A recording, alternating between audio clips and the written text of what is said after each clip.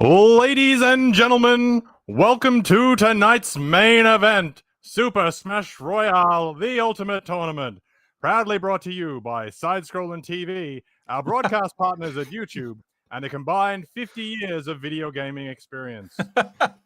Due to popular demand, we will forego the singing of the national anthem. What is Super Smash Royale? For thousands of years, children have gathered in the playground, teenagers in lounge rooms, adults in lonely corners of the internet, and argued over who is the best video game character. Who would beat who, and why they know best because their uncle works at Nintendo. Tonight, I've not heard that for a while. we will have the definitive answer to that question, ladies and gentlemen. We have determined 128 of the most iconic video game characters and randomized them into 8 groups of 16 qualifiers, where they will battle to find out who is best. Prior to each fight, we have our expert panel to discuss their predictions, who will win, and why. Myself, Dominic, and my 2 esteemed panel members, Jamie and Sam. Gentlemen, what is your experience in this? Why are you deemed an expert in this panel? I don't know. This is the best fucking bit you've ever done for as long as I've known you. This is great. So to come back from the fourth wall there from Jamie, my level of experience here, I have over 30 years of experience in understanding the dynamics of Mario versus Sonic the Hedgehog, and why despite the sharp, pointy bits of Sonic, Mario would still win in a fight, purely based on the invincibility stars alone. And even if you couldn't get one of those, Fire Mario, clears, low diff, see you later, Sonic. And I remember spending so many hours at lunch break during high school having quite heated arguments on who would win a fight between Link and Cloud. Remember those, Sammy? Oh, yeah. Remember those days? Obviously, No, Cloud. no, fuck you, Clearly. not obviously Cloud. Din's fire, baby. Show me one time that Link tanks a solar system level attack. Ocarina of Time. That's what I think I'm in a unique place because I missed the N64 PS1. Oh, it was Sega heated, generation. my friend. It was heated. So that was a relationship tester. I'm coming into this unadulterated with fanboyism. I can take a fresh and unbiased look at the situation. You're the balanced one, right? That's it. Yep. You have to keep Sam and I in check. You've got love, you've got hate, and we've got Dom. And I'll let the audience decide which one's love and which one's hate. And now, to decide the outcome of these fights, they will be decided by our long-term expert judge for this evening, ChatGPT. Yes. We will be introducing each fight, discussing the matter, and then throwing over to the judge, who will have the final say in the matter. And gentlemen, I must warn you, their say is final. That's it. There are no umpire challenges. Just cold, ruthless, unbiased artificial intelligence. Unless the AI calls someone a Nazi, and then there will be an overrule. What if they're correct, though? Yeah. What's the opposite of Godwin's law? Godwin's idea? Or bad losers? Godwin's dream. No, bad wins fancy. Top left corner, are you ready? We're ready. Top right corner, are you ready? We're ready. All right. Let's get ready to rumble!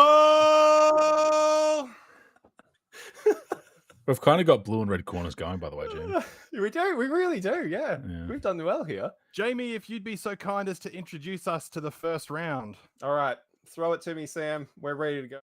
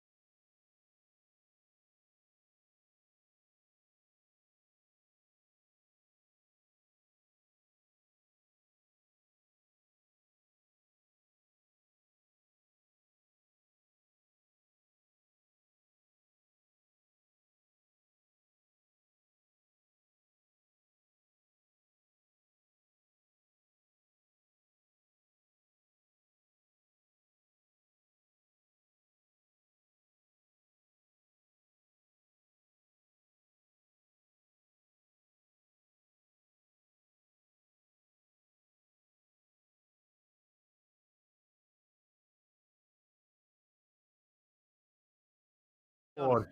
Log the scoreboard. And we've got up the top here who's voted. So it's pretty. I mean, I know that you were fighting pretty hard for your boy there, Jamie, but I think everyone realized I love an underdog. You know, what can I say? I love an underdog. I was do hopeful. think, yeah, you were more doing a mental exercise than a serious, you know. Yeah, like probably. Yeah. Like if Dante had any physical prowess, maybe he's he's intelligent. And I would like to point out as well, his attorney's badge. That's not a thing. His attorney's badge. Is that? Hey, whoa! I don't know the law in Phoenix, right? It's not necessarily set in our world. I don't think he's a real person. They might have. I'm a lawyer. No. Flash the badge. That's funny. All right, gentlemen. One moment. I will prep the next round. Good way to. I mean, we got blood straight away, right? Like, yeah. There is no way that Phoenix is not being like dragged immediately to an ambulance. Like, I mean, that's probably one thing in his favor. He's weak enough that Dante wouldn't necessarily use lethal force and would just like knock him out. Yeah, his team. Like, Dante's not a bad guy, you know. His team are definitely throwing in the towel on that one. Yep. If they can make it before he hits the deck after, and I mean, it's not just physically. Like, Dante's got a gun. Yeah, he's got 2 guns and a bazooka and a shotgun. Top marks, and he can though to Phoenix for showing up, right? Well, yeah. I mean, that's guts. If you're watching along at home and disagree with ChatGPT, make sure you let us know. Oh yeah, please do. So we can laugh at you for being wrong. There's no immediate challenges to the judge, but we will happily submit any formal protests after the fact. This is, of course, the Northern Division. All right, so fellas, we've got because this has been randomized, we've got some interesting matchups that have taken place here. We've got the whole gamut of like what we've just seen as like a bit of a giggle kind of matchup to some actual, real, serious matchups for some heavy hitters, right? To be clear, Sam and I don't know the rest of these. Me and Dom have no idea. That's right. This next round could be. This could have been the grand final. Ooh. And we are having these 2 titans throw down in the very first round of the very first qualifier. Okay. Here's a question, right? To what extent does the list of random names that you've come up with include characters that aren't restricted to video games? So, for example, there are video games that include Superman and Goku, the most boring versus match in the world. Correct. They're those types of characters, or strictly video game characters? Strictly video game characters. Awesome. It's Mario versus Super Mario, isn't it? I didn't put things like I didn't put Batman's not here, Spider-Man's not here. Like, cool. Yeah. They are all video game characters, iconic to video gaming. Like video game first and foremost. And speaking of iconic characters to video gaming, we have 2 of the most iconic characters in the entire history of video games throwing down here, like absolute titans. There's, like I said, this could be a grand final. There's one potential grand finalist is going home now, or going to be killed, whatever happens. When you're ready, Sammy. Yep.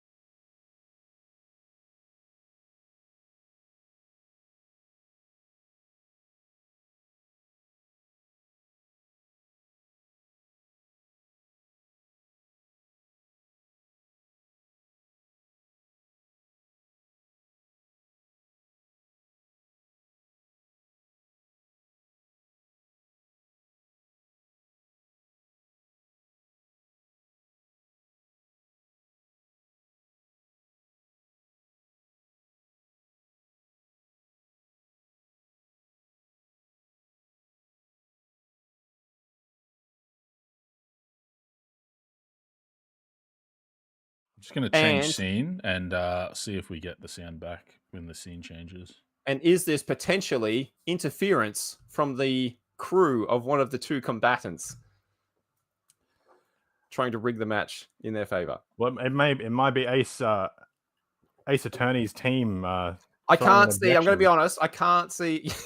I can't see Master Chief stooping to these sorts of levels. But the Lich King, you know, I don't want to profile, but he's a bit of a shady dude. Yeah, but does that matter when like Master Chief can be deployed at high speed from a fucking like aerial deployment? Probably not. Yeah. No, probably not. Just How are we Oh. looking there? There's Oi! been reports that we have sound back again. All right. So the issue might be if that I change the scene and the sound disappears for an unknown reason. Sound recovered when you said the words, if I change the scene. Yeah. So that suggests that that's what it is. Okay. Why? What if you throw us back to the combat scene and see if we've got sound there? It's very all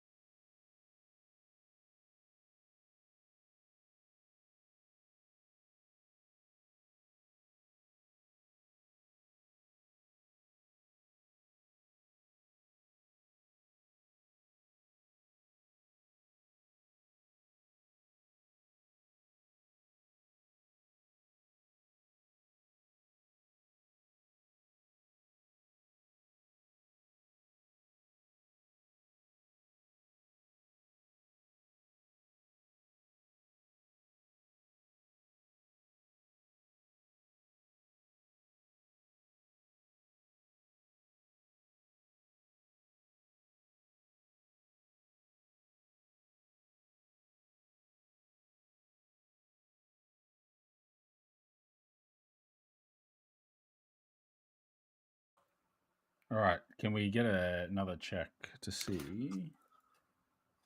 Say if something that's not controversial coming to the through? audience, Dominic, and see if they respond. Well, I am checking live. And there'll be a bit of a delay, unfortunately. But blah blah blah blah blah. Yeah, we've got sound back. Hey! You just need to let me quickly add it to the other screen in case this one also wasn't working. Well done. Apologies, ladies and gentlemen. Gotcha. All right. Very nice. Very nice. Well, we'll see how that goes. This is I'll a assume that means it's good.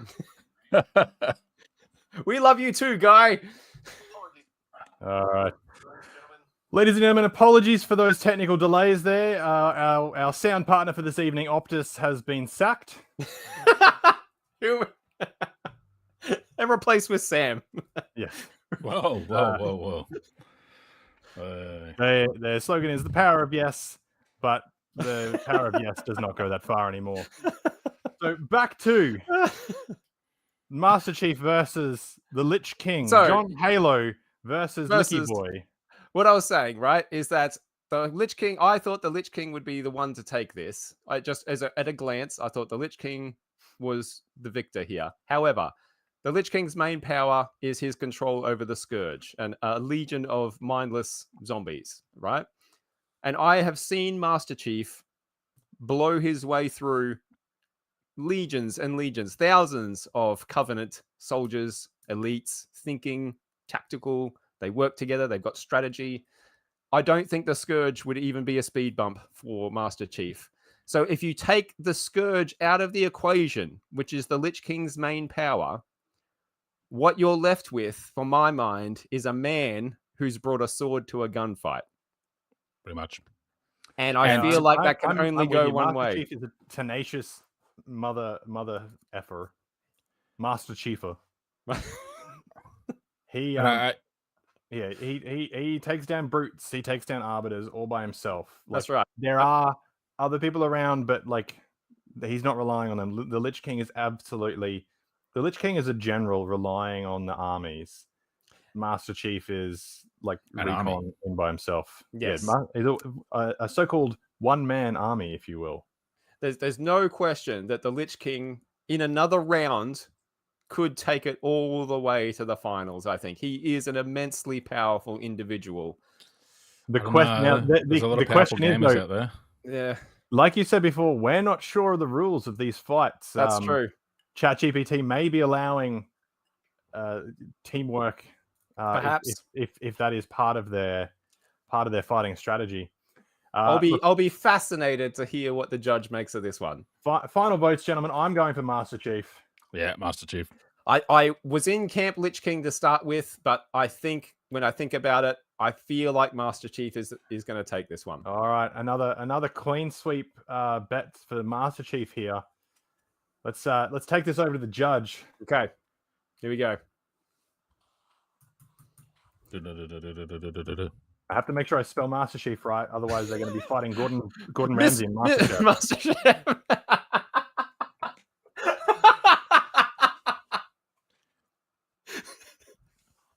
Oh god, that's a different round. We'll run that as a different round.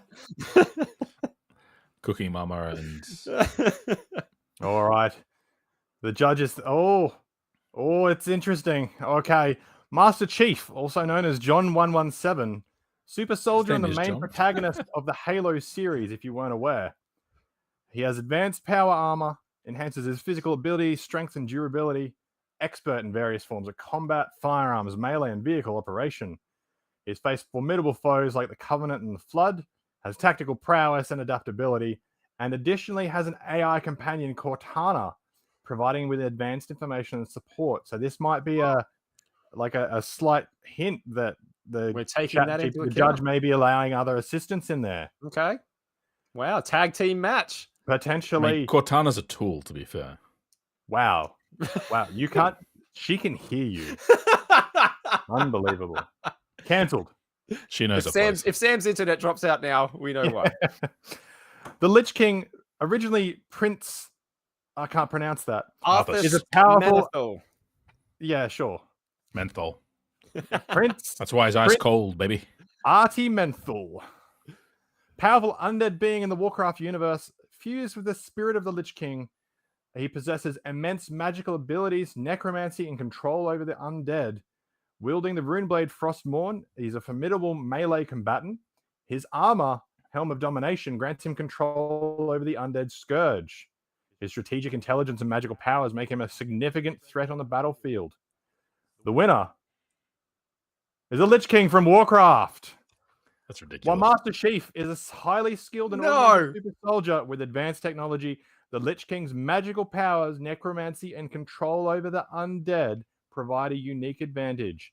The ability to raise an army of undead warriors, coupled with his powerful magic and Frostmourne, could overwhelm Master Chief's technological advantages. Additionally, the Lich King's resilience and connection to the supernatural give him an edge in a battle against a primarily technologically based opponent like Master Chief. So I think it showed there that the judge is allowing outside help. Yeah. This is something I didn't account for. Yeah, this is less of boxing and more WWE. yeah, that's it. More battle royale. Something I didn't account for is that when Master Chief puts the Covenant down, they do stay down. Whereas the Lich King, if he's allowed to use the Scourge, can just endlessly keep reviving them over and over again and just wear him down. So I mean, if we're counting the Scourge, I guess if I didn't think about that, that's something I completely overlooked. I'm not sure there's much to reanimate. Like you after think the about type the of Flood, weapons right? that Master Is the Chief Lich uses. not immortal in themselves? You think when you play Halo and you play like those levels that include the Flood on like legendary difficulty, right? An unending controlled Legion of the Scourge would be harder than that. And like, I certainly struggle on those fucking levels as Master Chief. I know that's me, but I can see that. I don't think it's correctly scaled the effectiveness of modern weaponry, though. Like, these are still, they're undead, sure, they're endless, but they're defeatable with swords. Like, and we're talking about high velocity. What happens when he runs out of ammunition? ammunition? Does he run out of ammunition? I mean, Yeah, absolutely. I do all the he's got time. ammunition. He needs to Yeah, reload. but that's you, Jamie. You don't reload swords. Yeah, well, And there you go. also, it is taken away with the fact that Master Chief can be deployed onto Arthas. Like, he's not That's walking. how he's arriving on the battlefield. He's not walking through the bloody Warthog, all the zones that orbit. Exactly. I'm sure I saw that he has like deployment options. Well, it's been painted as an upset. I don't think it's an upset. I think it was a really close match, and I feel bad. I think the changing in rules between battles is going to be an interesting addition to this future battles. All right, Master Chief, Halo's Master Chief knocked out in the first round. Unbelievable! Wow. Goddamn robots. Goddamn robots.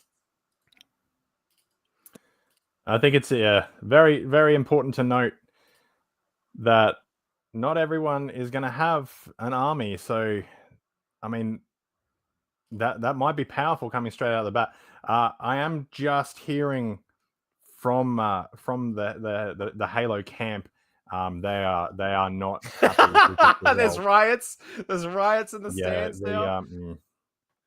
Look, we are getting messages through about Halo 1, 2, 3 being with the Flood and other combatants as well. But like I said before, the judge's ruling is final. They've made this determination clearly off the original John Halo, not the Fortnite John Halo. That's the nature of the random round, isn't it? Is like, no matter who lost that matchup, we were losing a huge name out of the tournament. You know, like there was no winners in that one, Dominic. There was no winners. I do find it ironic that they're both. I mean, they've come in combatants, but they do have the same overlord. So I think no matter who won, Microsoft, Activision, Blizzard, King, Walmart, Target was going to be happy. You're a fucking idiot. Oh, I love you, Dom. All right. Now, match up. Next one. God. So this is more tame. This one is more tame. All right. Two still very recognizable characters, more modern this time. More modern characters, I think. From what you would call this recent video game history, I believe. And two fairly heavy hitters from recent video game history, and kind of almost in a similar kind of genre. These guys are going up against each other. When you're ready, Sammy, we have Commander Shepard from Mass Effect taking on the Big Daddy from BioShock. Two Big Daddies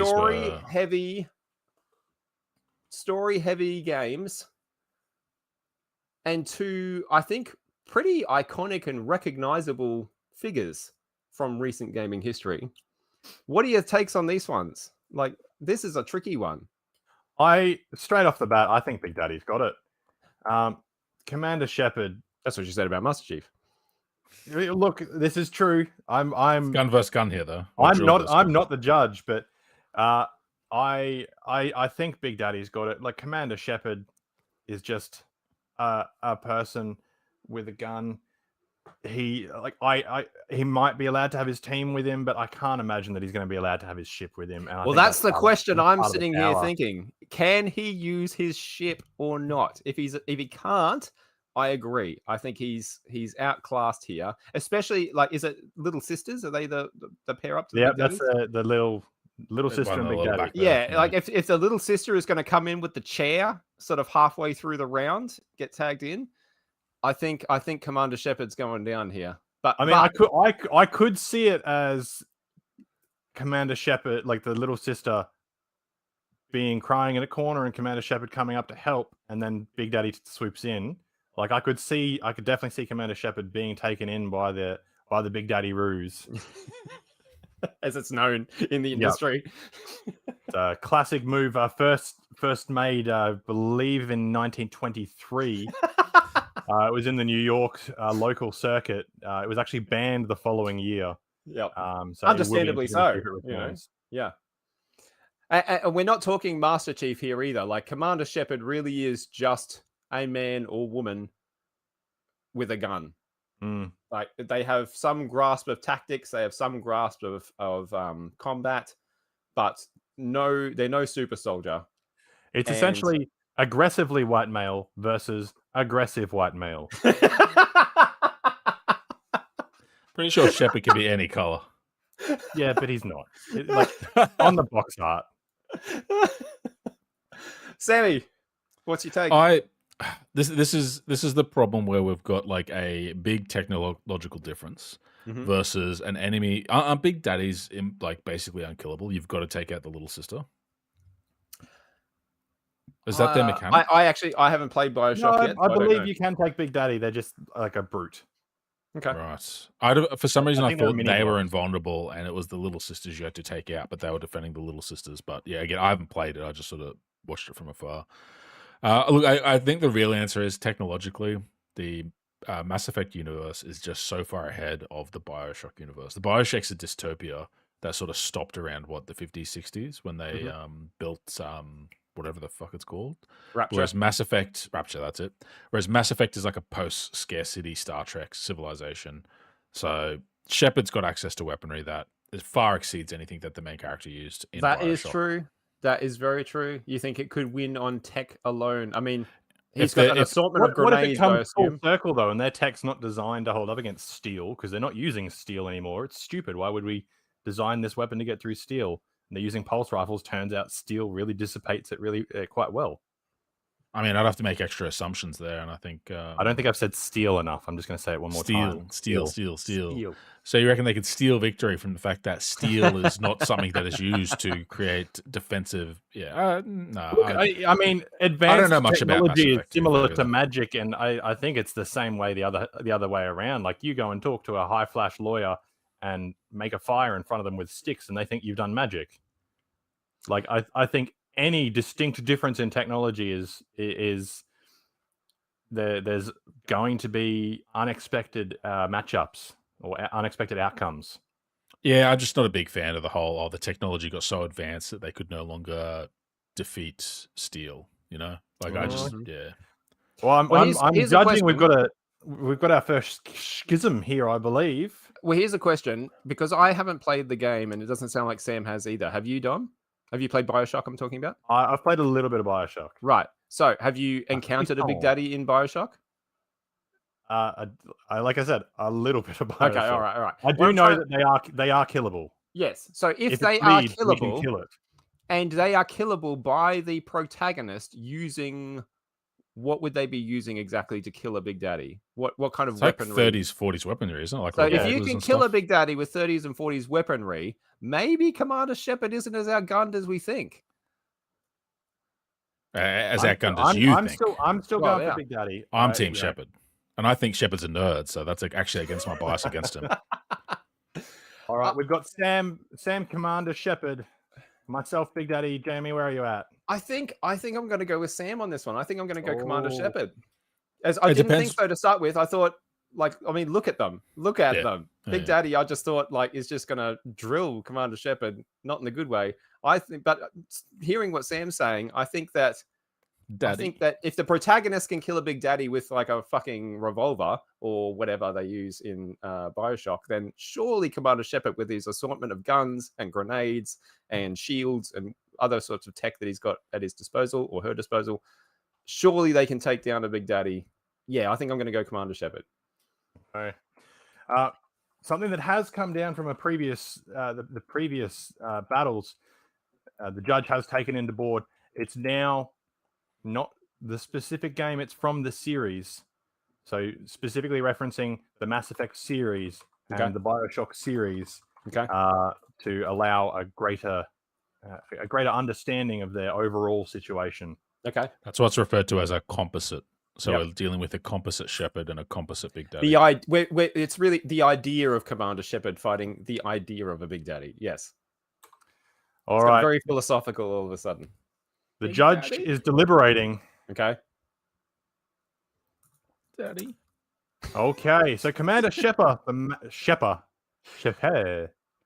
Commander Shepard is the main protagonist of the Mass Effect series, highly skilled and adaptable human soldier, or other classes depending on player choice. He's a charismatic leader and a strategic genius, known for their ability to unite diverse alien species against existential threats like the Reapers. He's undergone various enhancements, including cybernetic and biotic modifications, making them a formidable force on the battlefield. It's done. Wow, Something I didn't know.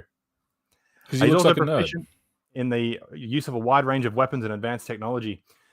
Big Daddies are genetically enhanced humans encased in giant diving suits to protect little sisters. These massive beings are heavily armored and armed with powerful weaponry such as a drill or rivet gun. They're incredibly strong, resilient, and are immune to mind control.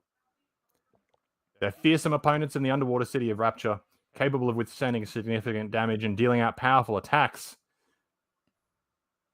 But the winner is Commander Shepard from Mass Effect. While Big Daddies are formidable opponents, Commander Shepard's versatility, strategic mind, and access to advanced technology give them the upper hand. Strategic mind. There it is. Equipped with powerful weaponry, biotic abilities, and advanced armor that can surpass Big Daddy's strength and resilience. Also, his tactical skills and ability to adapt to various combat situations, along with the futuristic arsenal, provide the necessary tools to overcome Big Daddy's physical strengths. The combination of firepower, biotics, and strategic thinking would likely give Commander Shepard the advantage in a one-on-one confrontation. So interestingly, we're back to one-on-one confrontations there. I mean, we were talking about it last battle. I think tactics have certainly come into play here. And look, hearing the reasoning, I can't fault it. The Big Daddy is certainly dumb muscle. Absolutely. Yes, you're right.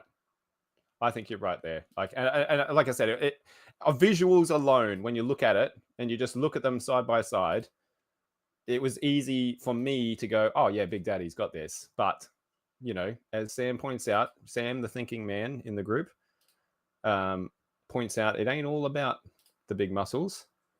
Sometimes it's about the big guns being wielded by the big muscles. Look, I think that's I think that was a close fight. I don't think that was certainly an easy fight for anybody, but I definitely Commander Shepard had the upper hand in the end. All right, I'm just prepping our next round. All right. So, Where are the cute characters? Got all these edgy, big, sweaty, edgy muscly boys. men. Well, let me tell you, it ain't getting any better on this one. Hey, where's the women? What's going on? Hey, look, I don't organize this random matchups. Okay, I have to say it was randomizer. Nice to have a like an actual competing studio fighting in that one. 2K Games is Big Daddy going up against EA's Commander Shepard. Still EA though. That's a big growth. Still EA, and they won. I mean, already we've got some interesting matchups coming up in the playoffs for this round, if you will. I think there's some interesting fights coming up. Well, speaking of interesting fights coming up, this and also speaking of big, sweaty, muscly men, you don't really get two bigger, sweatier, musclier men in video games than you do these two fine specimens. In the pink corner, we have Ryu from the Street Fighter series going up against the Duke from Duke Nukem. Now, I think the Duke's got it. You think the Duke? I think the Duke. I think it's as clear cut as that. Now, listen, we've jumped into our choices pretty quickly so far and been proven wrong a couple of times. Are you that sure? Are you really that sure? I mean, is the Duke? Let's talk about smarts here for a second. We know how damaging toxic masculinity is. And what is Duke Nukem if not toxic masculinity? Aimed in the right direction, I think His that's main gonna take weapon. out. I think it's weaponizing toxic masculinity. To be fair, whereas- Ryu beats the shit out of more women than Duke Nukem does. Yeah, I feel that's not toxic masculinity. that's just That's just toxic. criminal. So does the one Hadouken theoretically count for being a nothing? dick? The issue is explosive shotgun shells. Right. Yeah. And I- Ryu is a fighter, but he's not a faster than the speed of sound fighter. Like he No. is a down to earth. I am a person that just happens to be able to throw a fireball as well. And the fireballs aren't even lethal. They're like a punch. Like the Hadouken literally just translates to surge fist. Okay.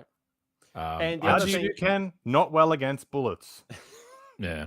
The other thing, unfortunately, I think going against Ryu in this particular matchup is that he's an honorable man. I don't think Duke would be against popping a few rounds in before the bells even sounded. So if it's gonna get him the win. the issue is whether it's Ryu only or whether it's Ryu with the capacity to become evil Ryu. Do you think that would change the outcome? Unlikely. I think And it's again, the still- other caveat as well is whether or not we scale a Ryu against his appearances in games where he does get shot by other fighters and is fine. That's probably another complication. Because he True. fights against Resident Evil characters who have access to weaponry and use weapons in Marvel vs. Capcom. That's true. Even in who's the dude with the knives in Alpha 3? The can't remember, he does a lot of roles. The commando Vega. looking. No, the commando looking guy. Although Vega's another good one. Vega's Like, probably got the same. going up against someone who, he's been stabbed multiple times and lives to tell the tale. Maybe he's not. Maybe the way Ryu takes damage is not the way a mortal man takes damage. The problem is explosive I think shotgun that- shells. Yeah. It gives people. I suppose the question is because Ryu gets hit by other energy weapons and explosions and stuff. The question is, can he take enough hits to close the distance? That's it. Because I think if he closes the distance, Duke might be in trouble. But I just I think Duke's got. See, Yeah. Duke. The only thing Duke's got going for him in this matchup really is the guns.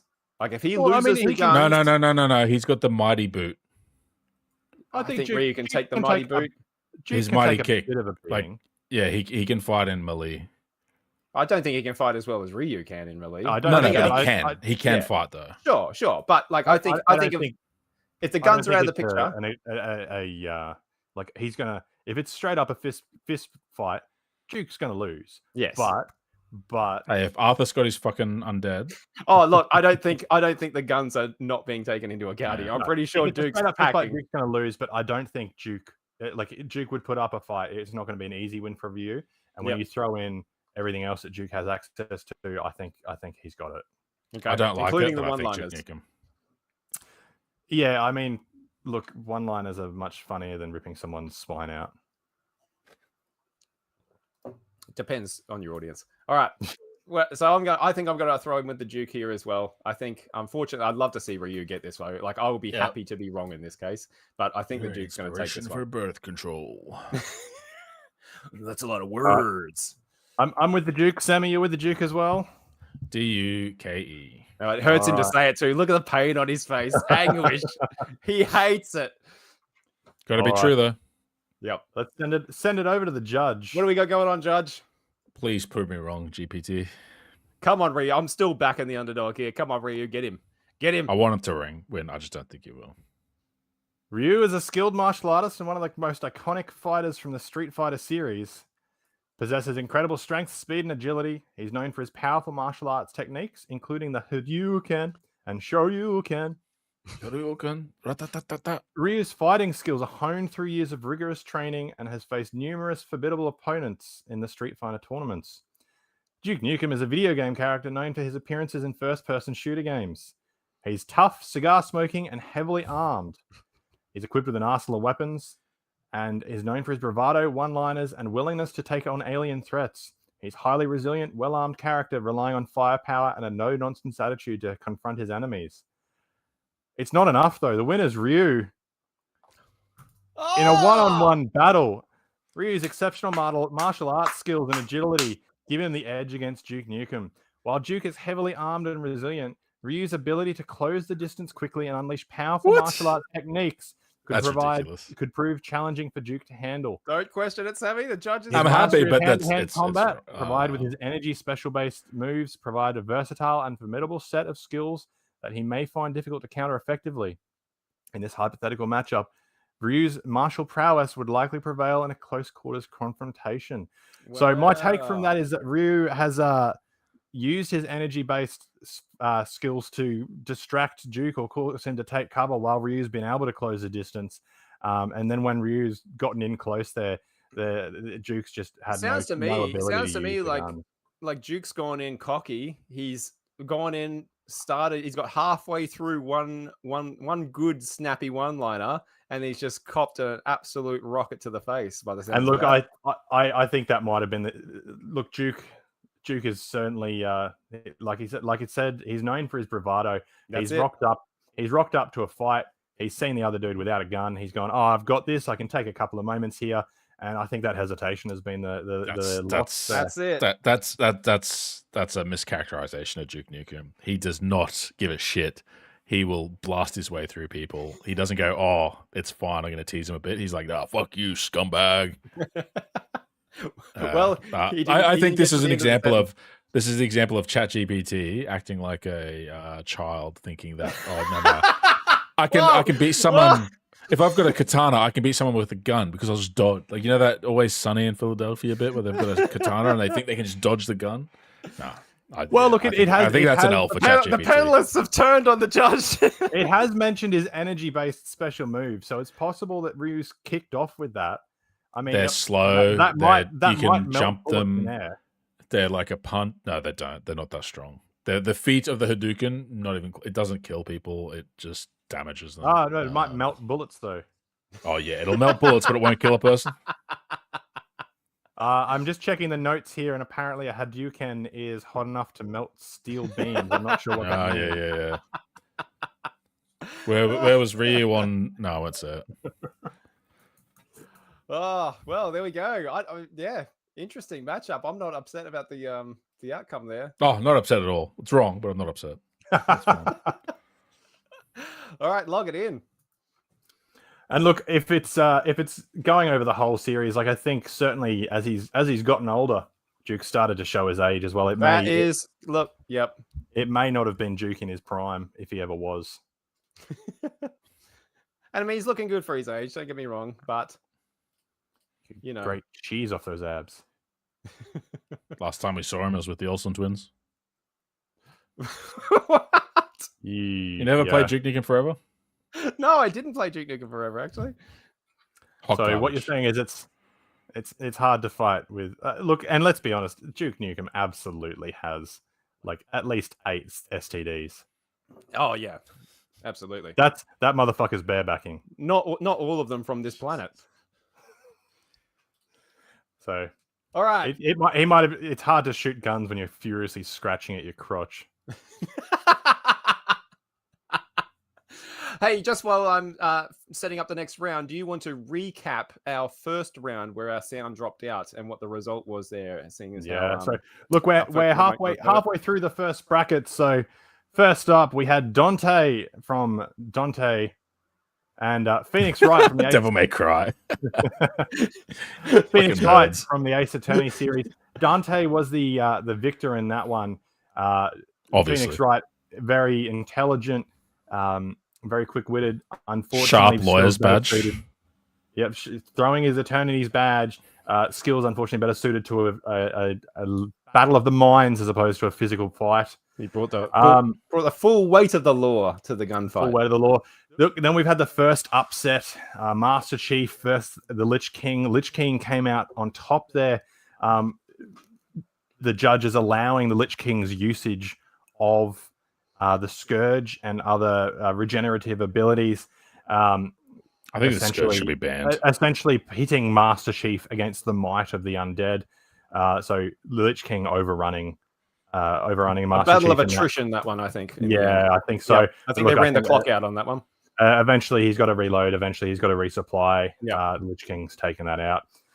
See, that would only be a fair fight if Master Chief had full support from the military, and he didn't have that in that fight. I think the Scourge. Well, I don't need think to he had that in discuss- any of the games. He was certainly No, but he's deployed on missions with like proper, like I don't think he had full support though. Like they were certainly on the back foot for a lot of the Halo games. yeah. Look, yeah. I've played with- I still think the Scourge is an issue. Like that's I've been backed that's up by not some of those Arthas. Marines, That's man. I'd Arthas rather have and the his fucking money. Scourge. Anyway. Anyway. The next battle, Commander Shepard from the Mass Effect series versus Big Daddy from Bioshock. Commander Shepard taking out that tourney. Big Daddy, of course, big, heavy, a daddy, and very, very strong. Eventually outwitted by Commander Shepard, who has bionic enhancements as well, so making him incredibly strong. And able to outwit him on the battlefield, eventually being the winner in that one. And then, as we've just seen, Ryu taking out the battle between him and Duke Nukem. A bit of a controversial result there, Sam. Not liking it, but unfortunately the judge. No, I like it. I just think it's wrong. Liking it and not liking it. Liking it but not agreeing with it. Yeah. No. All right. So when we talk about titanic matchups of video game characters, I mean, matchups that have gone the distance through decades of schoolyard arguments and probably still to this day get raised as an example of what two characters like fighting each other should be, right? We almost have that matchup here. We almost, in the very first round of the first qualifier, get to see what I think would be arguably the greatest video game matchup of all time. It's Mario versus Sonic. Almost. Instead, if we throw to the ring, what we can see is that Mario has tagged his brother in, and we have Sonic the Hedgehog going up against Luigi instead of Mario. Mario nowhere to be seen, which is interesting. It means that potentially there is still the possibility that we will see a Sonic versus Mario matchup somewhere. Theoretically, no. This could be a brother's grudge match down the line. Well, possibly. Aren't we still on the first half of the? Yeah. No, we're not going to see Sonic. I'm trying to keep the hope alive, Sam. Shut up. All right, but I mean, this is pretty close. Pretty close. Sonic. Look, I'm just looking at messages here from the Mario camp, and Mario saying that he is unable to attend this battle today, and so he's sent Luigi in his stead. Look, I think Luigi's got it. He can hold his breath forever. He can jump higher than Sonic can. Like as soon as Sonic gets hit, rings everywhere. And everywhere. And he's down for a second or two before he gets up. He gets back to speed. Sonic has got to get up to speed to be a real threat. And I think if Luigi can get in there before that happens, I mean, he's cleared out a ghost mansion by himself with a vacuum cleaner. I think the ingenuity is shown there with just using vacuum cleaners to clear out. That's not Luigi's ingenuity. That's the doctor. I forget the doctor's name. Egad. Like he gets given that Egad. That's Egad's. Yeah, ingenuity, but the Luigi's. use of it, it's following the instructions given to him. Yeah. So here's your first issue, right? Is characterizing Sonic's ring damage mechanic as being a weakness instead of a strength. Have you played Sonic games? Yes. How nearly invulnerable do you feel when you can keep re-grabbing rings after you take damage again and again and again? Whereas Luigi, if he gets hit and loses a super mushroom, if he happens to have one, he's not getting that mushroom back. He's now just small. This is true, but Sonic, you lose the rings. In the game, it's very unlikely that you're going to be hurt again until you can grab another ring. You know, things aren't gunning for you nearly as much. Whereas if in this fight, Luigi's not going to stand back and go, oh, you grab a ring here. Like, Luigi's going to keep going for it, I think. Sonic's got iframes, though. You generally have enough iframes to grab a ring. Look, I think Sonic's power is his speed, and I don't think he's going to be able to get the speed up. But without speed, he can still defeat robots. And he can also spin dash from still. And he has the homing attack. Now, in the intro to this tournament, when we were introducing ourselves, you were saying about how Mario could easily defeat Sonic. Can Oh, yeah, Luigi not use all the same abilities that Mario can? I was referring to the dalliances of a child who supports the character they love most, not the character they think will win. And here, as an adult, I need to give it to As an Sonic adult being man arguing over Sonic. this Sonic's video game matchup. Sonic's feats. So Sonic has more power in his attacks. He is faster, and he is more resilient based on the way he is able to keep collecting rings back again and again. Luigi doesn't have anything that can counter that. And any power up you could give to Luigi in terms of like the Fire Flower and invulnerability and stuff, if you then start giving Sonic his power up abilities, well, you end up getting to the point where you have Super Sonic, which is Super Saiyan Sonic. So I need to stick with Sonic on this one. Going with Sonic. Okay. Dom's in with Luigi. Is that right? Going Dom? with Luigi. I think Luigi Mario has it. I'd like Sonic to win. Look, he's got a great movie, but I think if he was just up against a regular human, yeah, but I don't think Luigi's not a regular human. Sonic fights Robotnik, who's like a genius human. Yeah, a regular human. No, better than regular. Okay, Robotnik a smart regular human. He's not a plumber, that's for sure. Just some dude with a brain, as opposed to I'm going to eat this flower and then throw fireballs. No, he creates robots that shoot missiles. Or I feel like Sam's probably right that Sonic would win this matchup. However, I have seen that GIF of Luigi overtaking in Mario Kart. Luigi are the eyes of a fucking straight killer. So I going think with Luigi.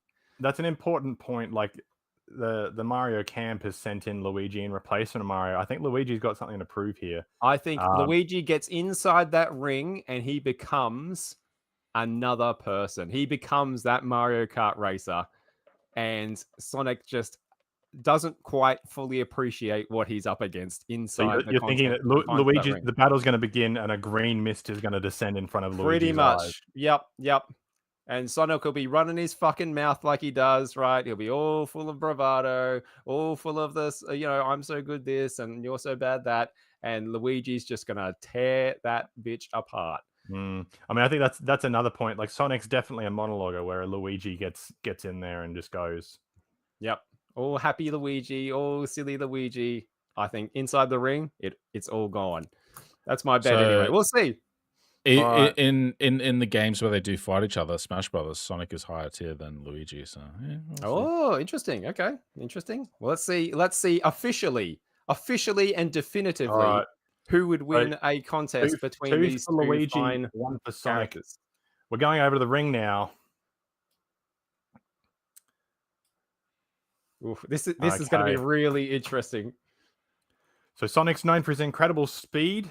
His spin attack is a powerful offensive move that can deal significant damage to enemies, and he can tap into the power of Chaos Emeralds, granting him various abilities such as transformation. Wow, we're counting them. Okay. However, it's over. While the spin attack is powerful, Sonic is vulnerable to attacks when using this move, and his speed can make it challenging for him to control his movements or react to obstacles. True. Luigi, he's known for his exceptional jumping skills, allowing him to reach high places and evade attacks. Evasion is a very good point here. Luigi has the Poltergust 3000, a vacuum cleaner. He's bringing it. And other enemies. He's bringing the tool. And he's got various abilities such as ice and thunder attacks, showing versatility in combat. He is often portrayed as more timid than his brother Mario, and he's not as fast as Sonic. If the battle relies heavily on speed and agility, Sonic's incredible speed could give him the upper hand. If the battle involves strategic use of abilities and versatility, Luigi's diverse skill set, including the Poltergust 3000 elemental attacks, could give him an advantage. Or here we go. The judge has not made a determination yet. They're still weighing up their options, I believe. The battle rages on. We're gonna go further down, allow it to. Wow. A fight for the ages. Who'd have thought? Clearly, it is a classic one. it's a clearly very close match. I think Yeah, I mean, I think that's Sonic's, very true. Sonic's speed and attacks are playing out well for him, but Luigi's managing to get up and evade him quite well. Interesting that he's got the poltergust. Like at that point, does it just become vermin extermination? But if Sonic's got the Chaos Emeralds, That's true. Technically, like kind of like True. yeah, no. But if he pops an invincibility star, can he go up against? Well, I can go up against anything. Supersonic's already invincible. Yeah, right, that would just be. That's maybe that's why it's taken so long. And the star's got a set time. That's true. So we've gone to points on this one, but we've heard back from the judges. The winner for this round, Sonic the Hedgehog. Oh, just clinches it. His ability to move at supersonic speeds gave him the significant advantage. The spin attack combined with the ability to use Chaos Emeralds, and Luigi's versatile abilities have the sonic speed make it difficult for him to land his attacks. He doesn't have very many defensive options. Also, something not noted before, the element of surprise from Sonic's speed and agility allow him to take advantage of the bravo. So I think, certainly a very, very close match. Yeah, But Sonic, I mean, look, hey, bravo, good showing from Luigi. I think that's he's fought a good fight there. I think. Yeah, absolutely. I think Luigi certainly has. I think he's made his family name proud. He's certainly not given up. Given that it's had to go to the points, I think that's a result that he can still hold his head high about. And it's one of the iconic battles. So, Look, I think he's certainly should be proud of his performance there tonight. That's right. I think Mario would be happy with the showing. The fact that it went all the way down to the wire like that shows how closely matched they are. Yeah, absolutely. And look, Sonic, I think, I thought his speed might play against him, but he's used that speed to his benefit there, using his speed and agility. It's difficult to change direction, but it's easier to maneuver and continue in direction. So clearly just running rings around Luigi in that fight there. Look, one day, Luigi, you just get him on that Mario Kart track, my friend, and you'll get your revenge. No I would like to point out him bringing the Poltergust 3000, very, very clever move on Luigi's part. It was, yeah. If you got it, flaunt it. That's right. Why not? All right. Now, speaking of killers, this next match, some of the greatest killers in the video game world. This is going to be a really, really interesting fight, I think. And I don't know which way this is going to go. Two very devoted fandoms, I would say, to these characters. Throw it over, Sammy. Let's have a look what we got here. We've got Scorpion from Mortal Kombat facing Kerrigan from StarCraft. Ooh. Kerrigan could easily appear in Mortal Kombat and not look out of place. No, not at all. Throw a mask on her and she's basically Katana. Easily. Who takes this one, fellas? This is difficult. I mean, is Kerrigan going to get something silly like the Swarm comes with her? Well, that's the thing, Arthur's isn't it? Got the Scourge. Can Kerrigan use all of her all of her abilities? Can she bring in the Zerg and use that in the match? If the Lich King could use the Scourge, I think the Lich King cheated for one. Because look, if the ability is to control undead, then is not an ability for Commander Shep to go, "Hey team, let's go." Yeah, true. They're equivalent, really. I mean, Commander Shepard won without the need of his. No, but you know what I mean. Being able to command people, if that's an ability for Arthas and for Kerrigan, then Scorpion can bring in smoke or whatever. Yeah, I don't think that's going to happen because I don't think Scorpion is terribly fond of anyone, really. Oh no! I'm just talking about these characters that come with the potential of getting access to armies. Let's for a second. Let's look at this as the Zerg aren't involved. Without the Zerg involved, if it's just a 1v1 throwdown, who takes this one? My money's probably on Scorpion in a 1v1 throwdown. I think Scorpion's got the one-to-one fighting experience. I think it's really going to come down to whether Kerrigan stands alone. Yep. But it Now, what depends, can- right? Like Kerrigan is the queen of spines or something, isn't she? Queen of blades, sorry. Queen of Blades, Like yep. there are Zerg that can attack from underground by putting their spines through the ground. Does Kerrigan do that? Because that's an issue for Scorpion if Kerrigan can do that. Forever. Yeah, Like true. that's a So pretty even does Heroes of Kerrigan the have an Swarm. AoE attack without the Zerg? Well, what can she do just on her own? So she's got the extra limbs, right? Does she have the extra limbs? She's got, extra- like, no, she's got blades. wings, doesn't she? She's Wings got wings, that'll right? look like They've got blades. knives. I've never played StarCraft, and my knowledge of Kerrigan comes from The Office. But my knowledge of that is that he has the knives taped to his wings that get confiscated. So So Scorpion's shtick obviously is he is the undead spirit of vengeance. That's right. So there's even a possibility it doesn't matter what Kerrigan can do because physical attacks may not be able to kill him. No, then he's but we're subject not to necessarily. fatalities. So. I mean, it's not Yeah. necessarily going like this. Isn't a fight to the death necessarily, is it? Like Scorpion, we've seen many times can be defeated, and has been defeated by all manner of other fighters. Despite being the most spirit of common, it's being frozen by Sub-Zero, though, isn't it? True. Yeah. Which Kerrigan can't do. But I mean, that's an important point. Kerrigan has access to other magic, does she not? I wouldn't call it magic.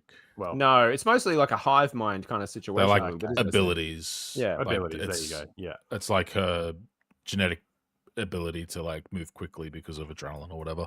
The Well, there you go, the the other thing ability to to move- consider is whether or not Zergs are weak to fire. Because Scorpion also has access to basically a flame breath, and flame in Marines, Terran Marines, are very effective against Zerg. They are. You're right. You're right. It's looking more and more in Scorpion's favor, I think. Like I'm leaning towards mentioning- Scorpion. You mentioning though, like Kerrigan has the ability to, have agility. I think that would play well in a one-on-one fight, and especially if she, she's Oh, just going to be 100%. stabbing air, and if he gets in Yeah. the way, it's his own fault. Like she The- can duck the out thing- of the way and stab him. The thing to remember, though, is that Mortal Kombat fighters are fighting close to deity level beings. So things like Goro and Shang Tsung, and like Scorpion has the capacity to Raiden. go through them and defeat them. Raiden's another good example. Yep. So I don't think the extra speed given to Kerrigan by being the Queen of Blades, a Zerg morphed ghost or whatever she used to be when she was Terran. Yeah, I'm leaning more and more towards Scorpion the more I think about it.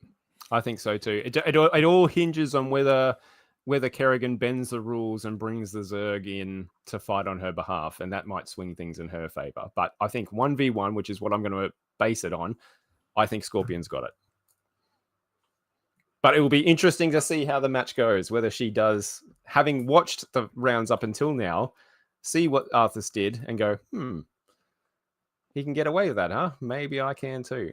Look, I'm gonna go with Kerrigan. I'd like to see an underdog.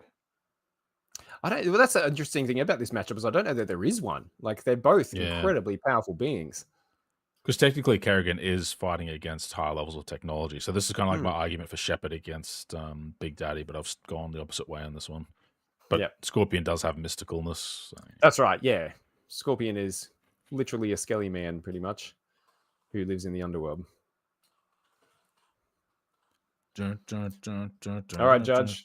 Sorry, the judge is just deliberating. So we're going down to the ring now. One moment. Oh, yep. This is. I think. Is this closer than Luigi versus Sonic? Do you think, Sam? I think it could be. Look, I think it's closer. Yeah. This might be the closest matchup we've had so far. So we've got 2 for Scorpion and myself for Kerrigan. Is that right? That's right. Yep. It's like 2 corrupted creatures against each other. Yeah. Yep. 2 absolute forces of nature. Go for it. All right. Kerrigan possesses powerful psionic abilities, including telekinesis, mind control, and the ability to generate psionic storms. Give her a significant advantage in terms of ranged attacks and manipulating the battlefield. Scorpion, while skilled in martial arts and possessing supernatural abilities, may struggle to counter Kerrigan's psionic attacks. The Zerg Swarm. Kerrigan's the Queen of Blades, has control over the Zerg Swarm. Adaptability. Kerrigan has the ability to adapt and evolve thanks to her I forgot Zerg about the evolution. physiology. allows her to heal rapidly and overcome injuries. I think that's a very big. So Oh, if she yeah. does take a hit Yeah. from Scorpion, she can recover. Yep.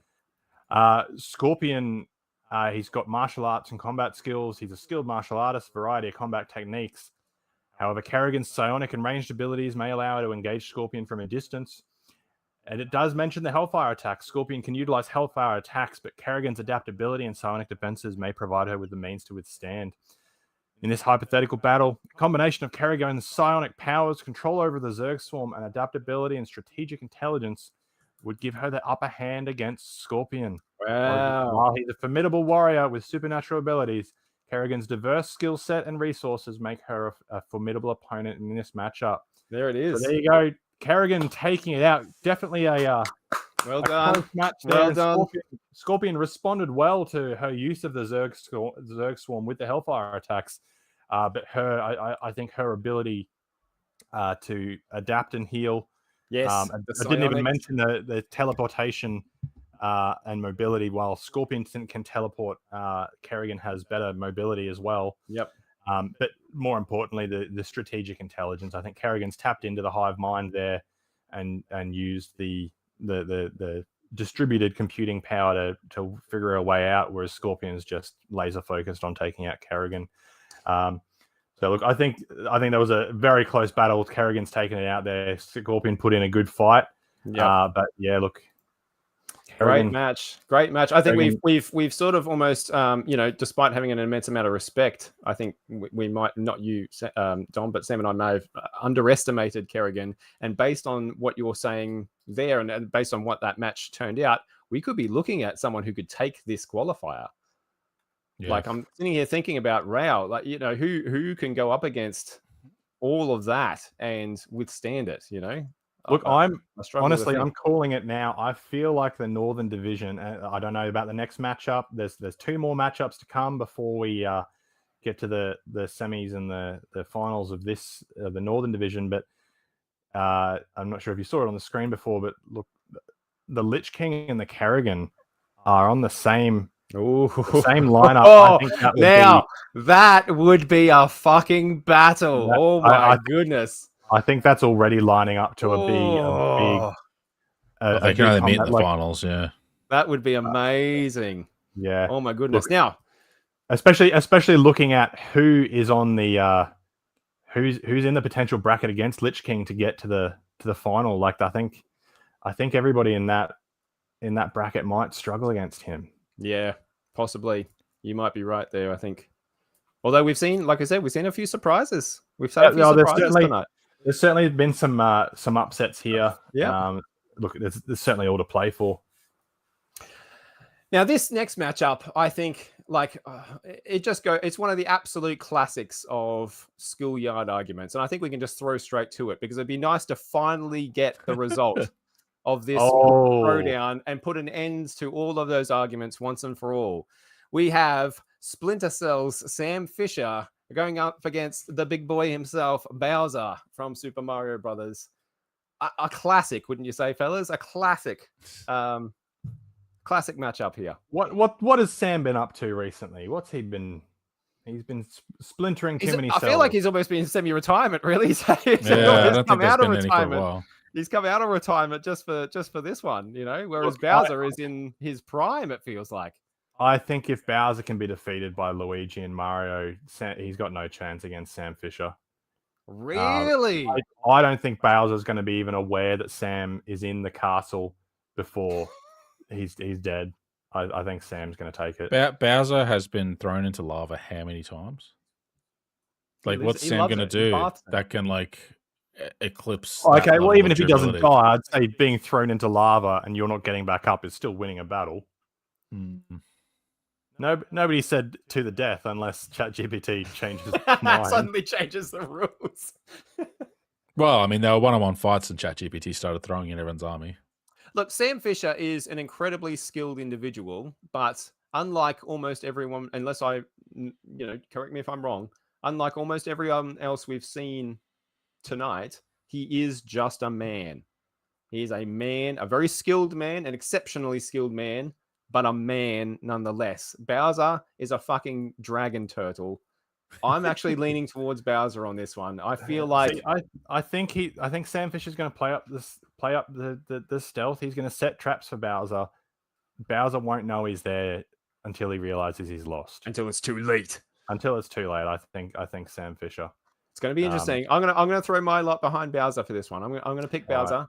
I think I'm going to stick with Sam Fisher. I mean, let's be real. Sam Fisher is just Mario with extra skills.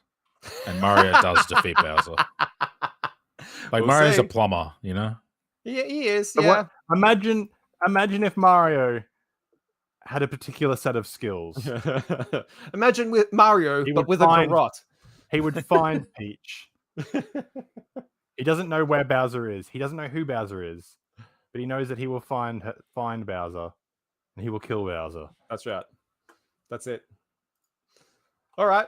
Let's chuck it to the judge. Let's see what we think. I'm alone on Bowser. I'm surprised. I'm surprised by that. We'll see. It's magic versus guns again, but yeah, Bowser's just too easily defeated by powerful humans.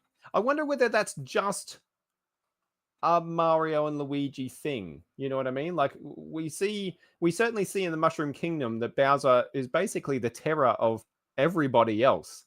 Because everybody else is a toadstool or a turtle or a woman. What? There's no other humans. All right. Well, we've got results from down the ring. It's been a bloodbath down there. Oh, dang. Okay. So Sam Fisher has stealth and tactical skills. He's a highly skilled operative with expertise in stealth and tactical infiltration. The open nature of confrontation might not play to Sam's strengths in this scenario. And he has a versatile arsenal. He is equipped with a diverse arsenal of weapons and gadgets. While these tools are effective in traditional stealth missions, their impact on a larger, more powerful adversary like Bowser may be limited. The judge has given it to Bowser. Hey, there we go. So his superior strength and durability is known for his immense strength and durability. His tough shell provides natural armor, making him resistant to physical attacks.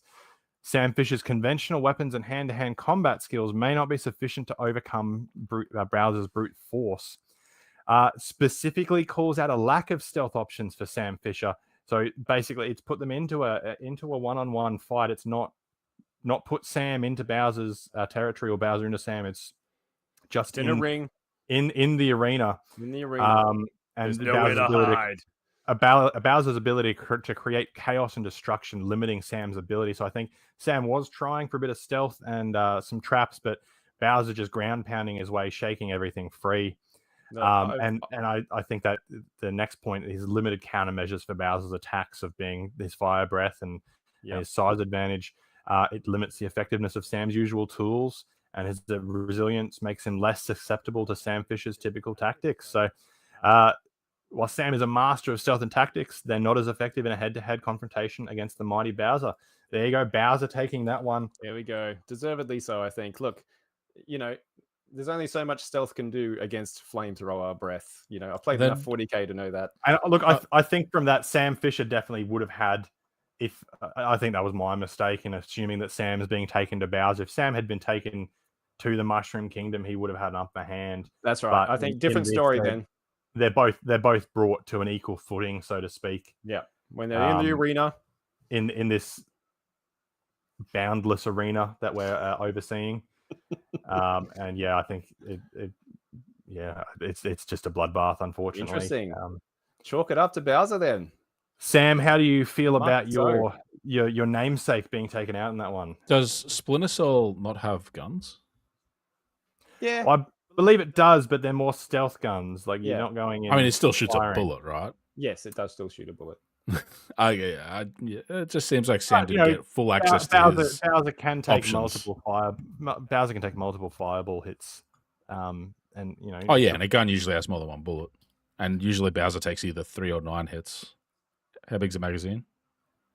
depends on the gun. Mate, Yeah, I know. he got his head twisted off like a bottle top. If Bowser's ground pound, Yep, is going to hold Sam, he then covers flamethrower breath in a little arena. Did you see what it did to that fucking castle in the movie? Come on. Okay, sorry. This is a video game list, Jamie. I don't want you bringing in the movie because every time we see Bowser in a small arena in the video games, he kills himself. He breaks through his own fucking floor. He's Swung around sitting by his around tail. and gets swung around. Like, Look, I am honestly hoping that on our next overall matchup, Sonic takes out Kerrigan because I really want to see Sonic versus Bowser. All right, let's get this one chalked down, and we'll line up our next match. I'm not surprised at all by the outcome of that one. Just once we finish this round, we'll tally up the scores, and we'll see how we're running in okay. terms of voting as well. Bye, Sam. You're out of there. Rip. Someone get a. We don't need a body bag. We need like a fucking mop and bucket. I think for that one. Where's Luigi with his vacuum? The poltergeist or whatever it is. Get Luigi back in here. All right, Savvy.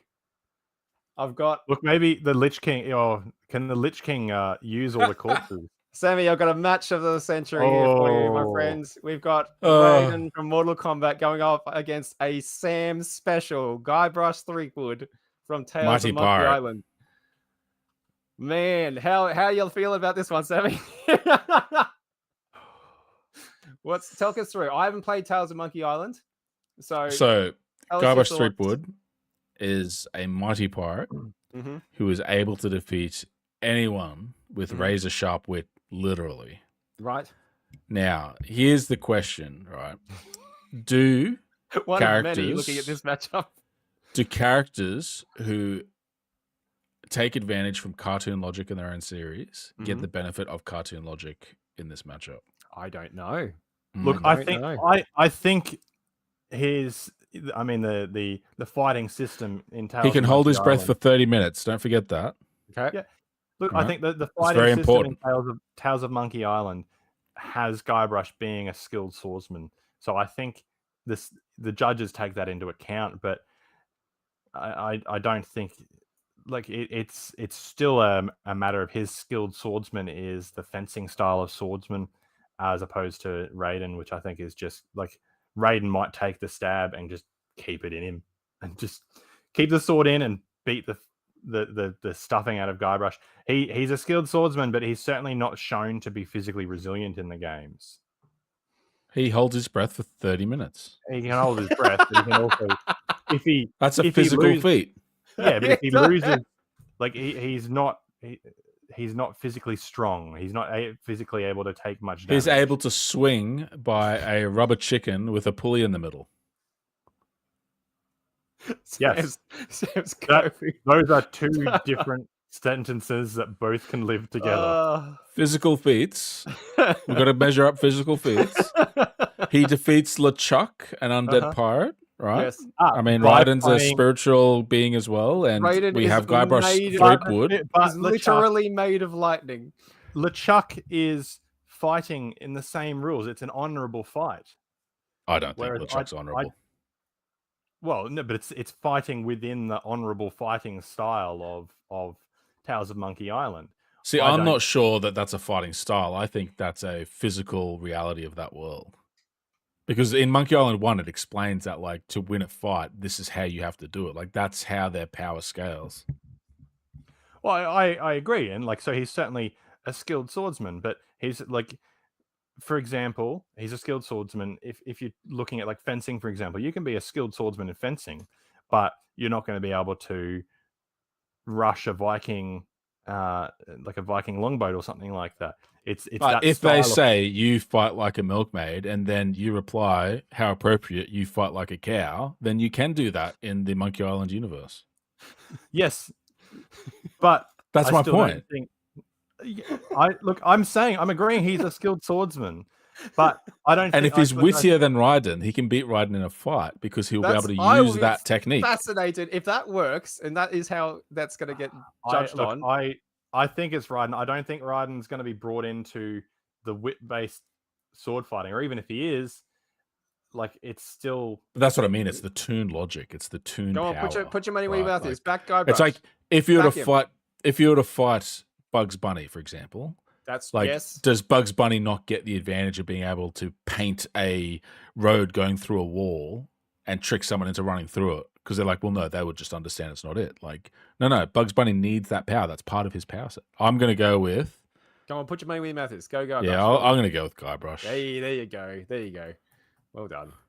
I'm going Jamie? Raiden. This is no. Yeah, fucking yeah. contest. I mean, I hope I would love to see Guybrush win this. I would love to see him win, but I'm pretty sure Raiden's going to smoke him. Honestly, something that might work against Raiden is his lack of interference. Weaknesses? No. Like, he doesn't tend to interfere, and like when he does fight, he does reduce his power. So he doesn't operate at his Thunder God level when he's playing in the tournament in Mortal Kombat. And so I think to assume that he would do that against Guybrush Threepwood is probably not. They're both honorable fighters, is what you're saying. Yeah, and one of them happens to have the ability of being able to defeat anyone that they outwit. One of them happens to be made from Well, so lightning. the question is, But still gets stabbed by people that use blades in his own game. Can Guybrush outwit the God of Lightning or Thunder or whatever he is? I've never laughed at Raiden. All right, we're going down to the ring. Here we go. This is going to be fascinating. All right. Guybrush Threepwood, he's got resourcefulness. He's known for his resourcefulness and ability to think on his feet. Very important in fighting. He's charismatic and he's determined. Despite facing numerous challenges, he's often being in over his head. He's all good traits to have against underwater, holding his breath. However, his weaknesses, Guybrush lightning is not a physically imposing character.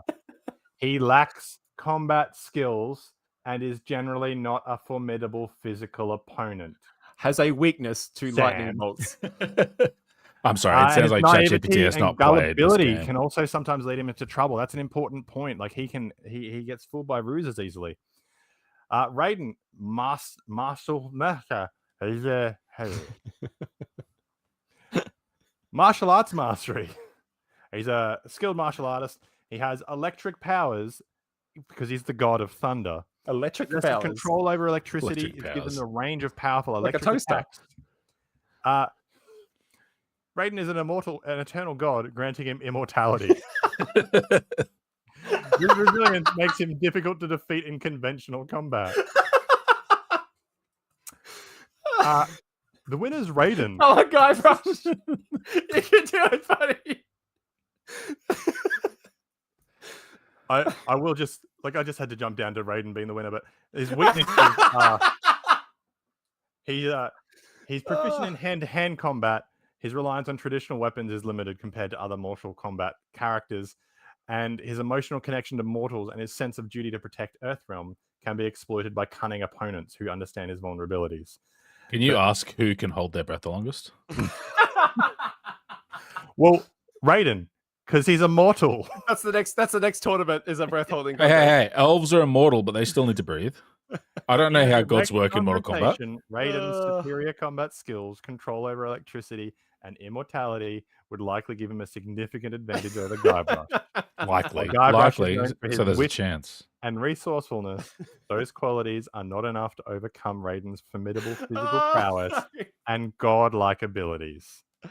It's like when a moth flies into a bug zapper. Interestingly, Raiden's experience in the Mortal Kombat scenarios would likely outclass Guybrush's more comedic and unconventional approach to problem solving. He is a tournament veteran, that's for sure. That's it. So Raiden's just used to Mortal Kombat. That's it. Whereas Guybrush is just. I mean, we didn't even invite Raiden. He was just here. As soon as we opened the doors, he was in here. He's left over from the last channel that did this He's one. Just waiting for the next one. Loves it. All right. Sorry, Guybrush. I mean, I was hoping. All right. It didn't even get access to Voodoo. He got nothing. We're this far into the journey, into the tourney. Let's just quickly tally up the successful bets. So I got 1, 2,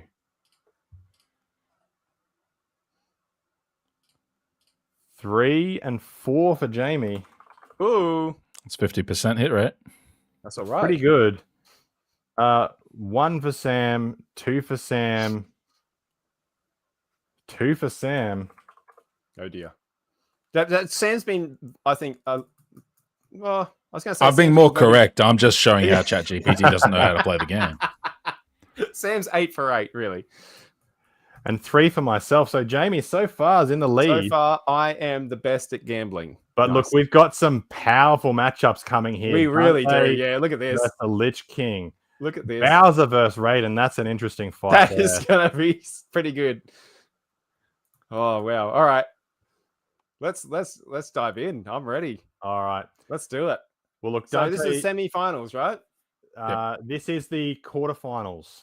Quarterfinals? And then semifinals, and then the final of the Northern Division. Okay. All right. Look, they've had a chance to rest. They have. I mean, I think Dante has had the longest rest here. I think he's definitely going to need it. I don't know. Nah, Dante This clears is Lich what King. this is what Dante does. Yeah, that's a good point. Like, he fights the devil, who is allowed to cry. Well, he's a god slayer. Dante is a literal god slayer.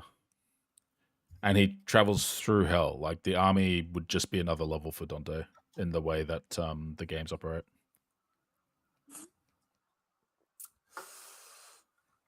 What do we think? This is a tough one.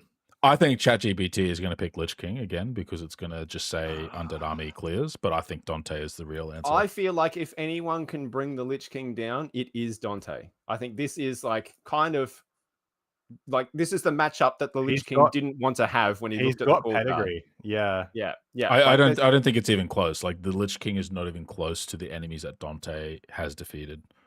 Like, Dante's own father is like the king of hell or something, and like the Lich King is just like someone who has taken on the aspect. And yeah, he's got a different name. I forget what it is. I thought. So what won the Lich King the fight last time was his ability to continually re-raise his dead Scourge, right? And he just overwhelmed Master Chief through attrition. Well, so I think can he do the same to Dante? I think he probably can. Like, even though Dante cuts through the hordes, though they don't slow him down. Also, he travels through the horde. Master Chief was the matchup previously with Lich King. Master Chief is technologically advanced, but he's a technologically advanced soldier, whereas Dante has the voodoo that you do so well. I believe is the technical term. Like, it's Dante's certainly not just technical prowess. Like, Dante's got a bit of that kind of mysticism to him as well. Yes. So I think, well, this is what Dante does. Killing monsters is what Dante has done for a long time, and he does it very, very well, and he does it very quickly. So I think that what this is going to come down to is, can Dante cut his way through the Scourge quicker than the Lich King can raise them? And if that's true, then I think Dante is actually going to be the victor here, and we're not going to see the Lich King Kerrigan matchup that we were hoping for. But if the Lich King can stay on top of raising the Scourge, and he can just wear Dante down and play for time and drag this match right out, I think, that's where he'll do the Master Chief strategy, essentially, just grind him down through masses and masses of bodies and corpses. It's going to be, man, like, this is a great matchup. This is a fantastic fucking matchup. Are you betting on? I'm going Lich King. Honestly, I'm strategic betting. Yeah. Okay. Coward. Bet with what is correct. Also, I'm betting what is correct, and it's Dante. I want to see the Lich King versus Kerrigan matchup. Honestly, I would love to. I'm going to throw my bet on Dante here because I feel like if you put these two in a ring, Dante is the one who'd take it. I think that's, of these two, like, in the arena. Again, we're not talking about in fucking Northrend or whatever. Like, no, forget it. Put him in the raid, and he will clear the raid. Yeah. I think this is what Dante does. So I think I'm going to give it to Dante. All right, we're going down to the arena. It'll be close. It'll be a great fight. So Dante, he's got masterful combat skills. Obviously, highly skilled, versatile combatant. He can tap into his devil trigger form, enhancing his strength and speed. See, that's where I was talking about before. Yeah. He's got that benefit over. He's got more going on, yeah. And he has regenerative ability as well. Some interesting weaknesses it's thrown up this time. Dante can sometimes be overconfident in his abilities, which might lead him to underestimate certain opponents. And the Devil May Cry canon, depending on the specific game or interpretation, Dante's power levels and abilities may vary. Talking about Devil May Cry 3 there. Right. Okay. Not 3, sorry, 2. So back to the Lich King again. Necromantic powers, we covered that before. Frostmourne, Undeath, and Immortality, we covered that before. Some of the weaknesses it's thrown up this time for the Lich King are connection to Helm of Domination. The Lich King's powers are tied to the Helm of Domination. If the helm was somehow separated from him, it could weaken or disrupt his abilities, which I think Dante, I mean, he'd certainly be in the know about. He'd know. He'd know what he was shooting for. Hit the weak point for massive damage. Yep. And vulnerability to certain magical attacks. While immensely powerful, like any magical being, he may be vulnerable to specific forms of magic or divine interventions. What's it going to be? We'll be right back up. No, I'm kidding. It's Dante. Hey! Dante's taken it.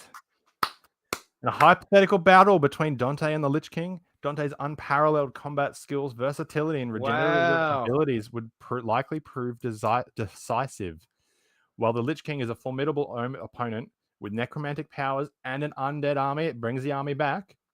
His speed, mastery of various weapons, and agility give him the edge in a combat scenario. Again, his Devil Trigger with form would further enhance his capabilities. The dynamic and fast-paced nature of Dante's combat style would likely make it challenging for the Lich King to keep up or find an effective counter. Yep, that's what I thought it would be. I think he'd be able to kill the Scourge Dante's quickly. like the Lich King's raised his undead army of the Scourge, but Dante's just daisy chaining his way through them up to the Lich King. So.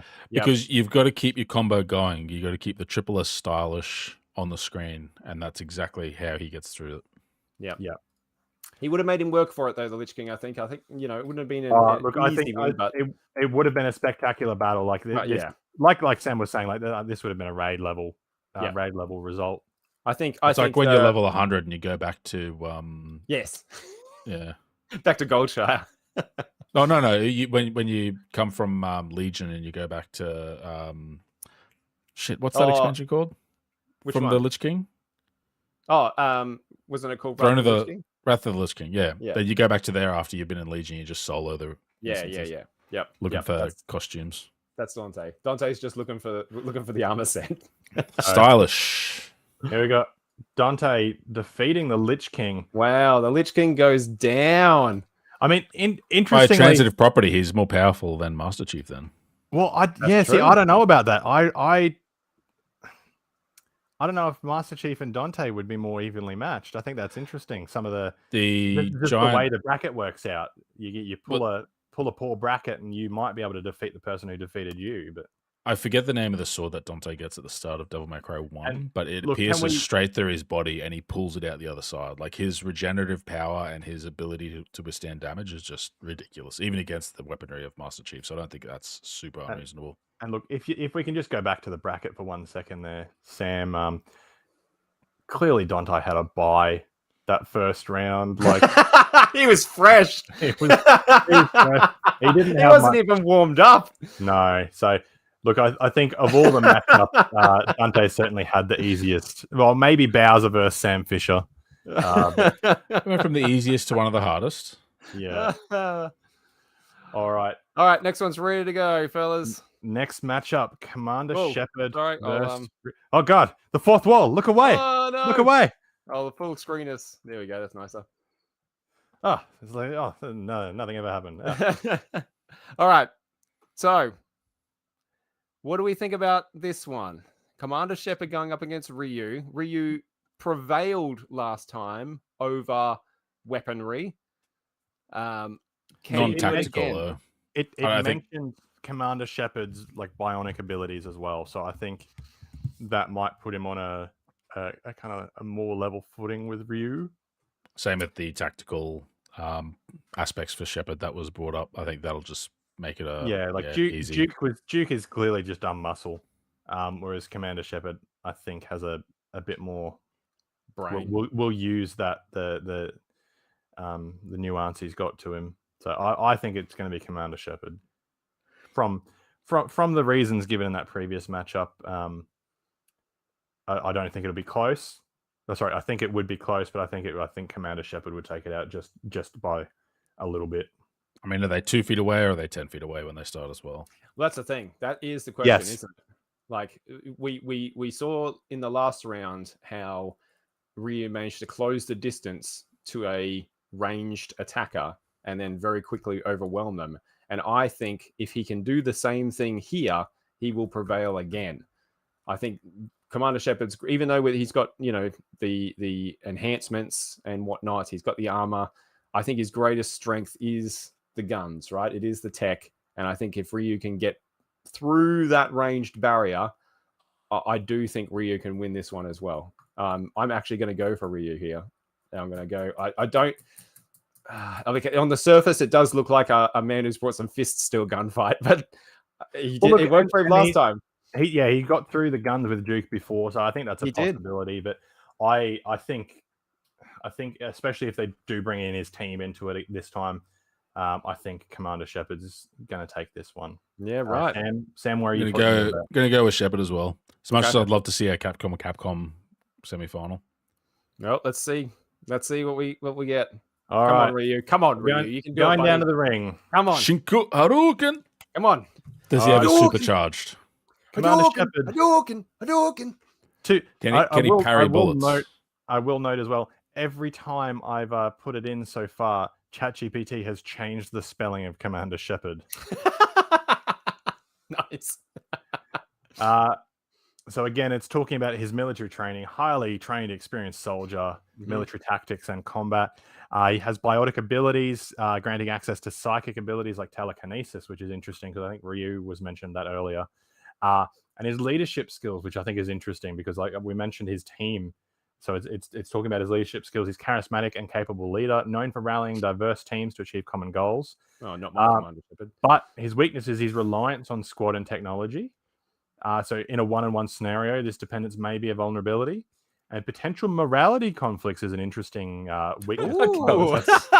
His Ryu just throws a couple of dialogue options at him. Yeah. It's Paragon or moral dilemmas may affect the decision making in battle. So Ryu will remember this apparently. Ryu's strengths again: martial arts mastery, the Hadouken and Shoryuken techniques, providing him with both ranged and close quarter combat options. One they didn't mention before: the Satsui no Hado. In certain story arcs, he may tap into the Satsui no Hado, an ancient and lethal martial arts power that amplifies his combat abilities. Interestingly, they didn't mention this before, weakness to long-range attacks. So perhaps Commander Shepard, much better with long-range bit quicker on the draw. The Satsui no Hado is the Dark Evil Ryu. That's when interesting. he becomes You evil. might have to, obviously, he's had to bring that out for this one. Well, the next is the inner struggle with Satsui no Hado. So it comes with the risk of succumbing to his dark and destructive influence. So it could be exploited by an opponent. You're going to have to get into it. Talking about his long-range attacks, like I think that's Duke was more of a pray and spray, whereas Commander Shepard's like that more tactical. Yeah, I'm curious that it says that it says that Satsui no Hado can be exploited by its opponents, but like if that happens, they're fucked. Yeah. And like clearly, it's sounding, if they're bringing that up, that's it means like, Goku might go Super Saiyan, and that can be exploited by Frieza. Like, no. That's not how that works. Yeah. And it sounds like he's had to use that in this fight, right? Like, if it's talking about it, he's had to bring it out. Look, it's Shep's team isn't here. It's specifically saying in a one-on-one battle, Ryu's mastery of martial arts and iconic special moves gives him a considerable advantage. Shep's strength lies in leadership and the use of advanced technology, but in a direct hand-to-hand combat scenario. So it's determined that this is a hand-to-hand combat. It got in close again. Ryu's fighting skills will provide decisive. Shep's biotic abilities could pose a threat, but Ryu's agility, striking power, and ability to close the distance would make it challenging for Shepard to maintain an effective strategy. The Satsui no Hado might be a wild card, but assuming Ryu's in control, his martial prowess would likely secure the victory. So Ryu's taking out that one. Hand to hand, yeah. There's no contest. Yep, nice. He's had to bring it out though. That's interesting. Like that's he didn't have to use it against the Duke, but he's had to bring it out against Shepard. Well, I think it's interesting that the judges have determined that one is not only just a one-on-one, but it's a one-on-one direct hand-to-hand combat. Yeah, like he's managed to get in close on that one. Yeah, that is a big nerf on Shepard. Range, which is what we said. Yeah, that's what we said. If he could get in close, that's what he needed to do to secure the victory. This that's exactly what he's done. Dante versus Ryu is going to be an interesting matchup, though. Capcom. So, all right. Speaking of interesting matchups. Oh, hang on now. Give me a minute. All right, I'm just about done. Yeah, speaking of interesting matchups, holy moly, like, how's this going to go? All right, throw it over. We're ready. Sonic the Hedgehog up against Kerrigan. I don't know that this has ever been an argument on a playground, but we're about to decide it, like, equivocally once and for all. Who is going to win the fight? The nerd answer is Sonic is invulnerable with the Chaos Emeralds, and it did mention the Chaos Emeralds. But the weighted probability answer is Kerrigan. I've got to throw it to Kerrigan this time. Now that we know what she's capable of, now that she's shown us what she can do in the arena, now that we know she's not afraid to bring the Zerg in, to bring in the Swarm. We know she's got the Psionics. We know she's got regenerative abilities, and we know she can adapt on the fly. Yeah, the evolution. I feel like she's going to be like a real contender to take this qualifier, and I don't think Sonic's even going to slow her down, to be honest. No, and I think like they were talking about Kerrigan's like ability to teleport and regenerate. Like okay, Sonic's got the iframes and can regenerate a bit, but not nearly as much as Kerrigan. So I think this is a fait accompli. I think so. I think if there are children in the audience, look away for this matchup. I think it's going to be an absolute bloodbath. Let's talk to the judge, Dom. All right, throwing to the judges. Coincidentally, this battle brought to you by Heinz Ketchup. So Sonic, again, his strengths, his super speed, his spin attack, and Chaos Emeralds. We've been over that before. Chaos Emeralds are going to be interesting. Like how effective they're going to be against something like Kerrigan. I mean, they brought up I brought this up last battle. His vulnerability without rings is something that's specifically been brought up, and I think against a Zerg, if they bring the Zerg up, and then limited combat moves, he relies primarily on speed and spin attacks. Specifically named her as Sarah Kerrigan. That's a Terran name. StarCraft 1 spoilers. Yeah, Kerrigan is her maiden name. She's actually goes as... I hope it's not counting her like pre-Zerg Queen form, and that's it's psionic powers. Oh, okay, all right. Adaptable physiology. Kerrigan's Zerg infested form grants her enhanced strength. Yeah. Zerg Swarm commands a vast army of Zerg. So it does say she's vulnerable in human form, and she is emotionally unstable. Kerrigan's emotions can sometimes cloud her judgment, leading to impulsive decisions. There's your in, Sonic. There's your inroad. That happens to Sonic at all. Yeah. Oh, so the judges are going into some detail here. Oh. The battle begins with Sonic utilizing his speed to dart around Kerrigan, launching spin attacks to keep her off balance. Kerrigan, in her human form, struggles to keep up with Sonic's rapid movements. However, once Kerrigan transforms into the Queen of Blades, the tide turns. She deploys Zerg forces to overwhelm Sonic, and her psionic powers hinder his ability to outmaneuver her. As Sonic collects rings to protect himself, Kerrigan strategically directs her Zerg forces to wear him down. Sonic's limited combat moves provide insufficient against the relentless Zerg onslaught. Despite his speed, Kerrigan's psionics and the sheer numbers of Zerg give her the upper hand. In a final confrontation, Kerrigan seizes the opportunity to exploit Sonic's vulnerability and lands a decisive blow. Sonic runs out of rings and succumbs to Kerrigan's overwhelming forces. So Sarah Kerrigan, there it is, unexpectedly taking that one out. Unexpectedly. Yeah, who thought taking an army against Sonic would beat Sonic? Poor old Sonic. I think unexpectedly there, the judge providing some real color commentary about that match. Way to go, judge. Good job. So yeah, it's definitely not only taking those weaknesses and strengths into account, but being able to provide that, I think has been a... I don't think there's any surprise there. I think Sonic had a good run, so to speak. But when you go up against an absolute monster like Kerrigan, that was never in doubt what the result of that one I think was going to be. He should have run away, is what he should have done. Yeah, and look.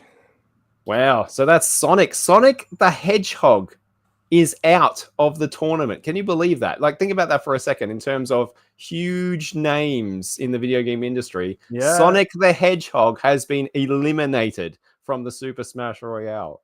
I mean, to be fair, we're not judging popularity, and we've got Look, God killers theoretically, in this bracket.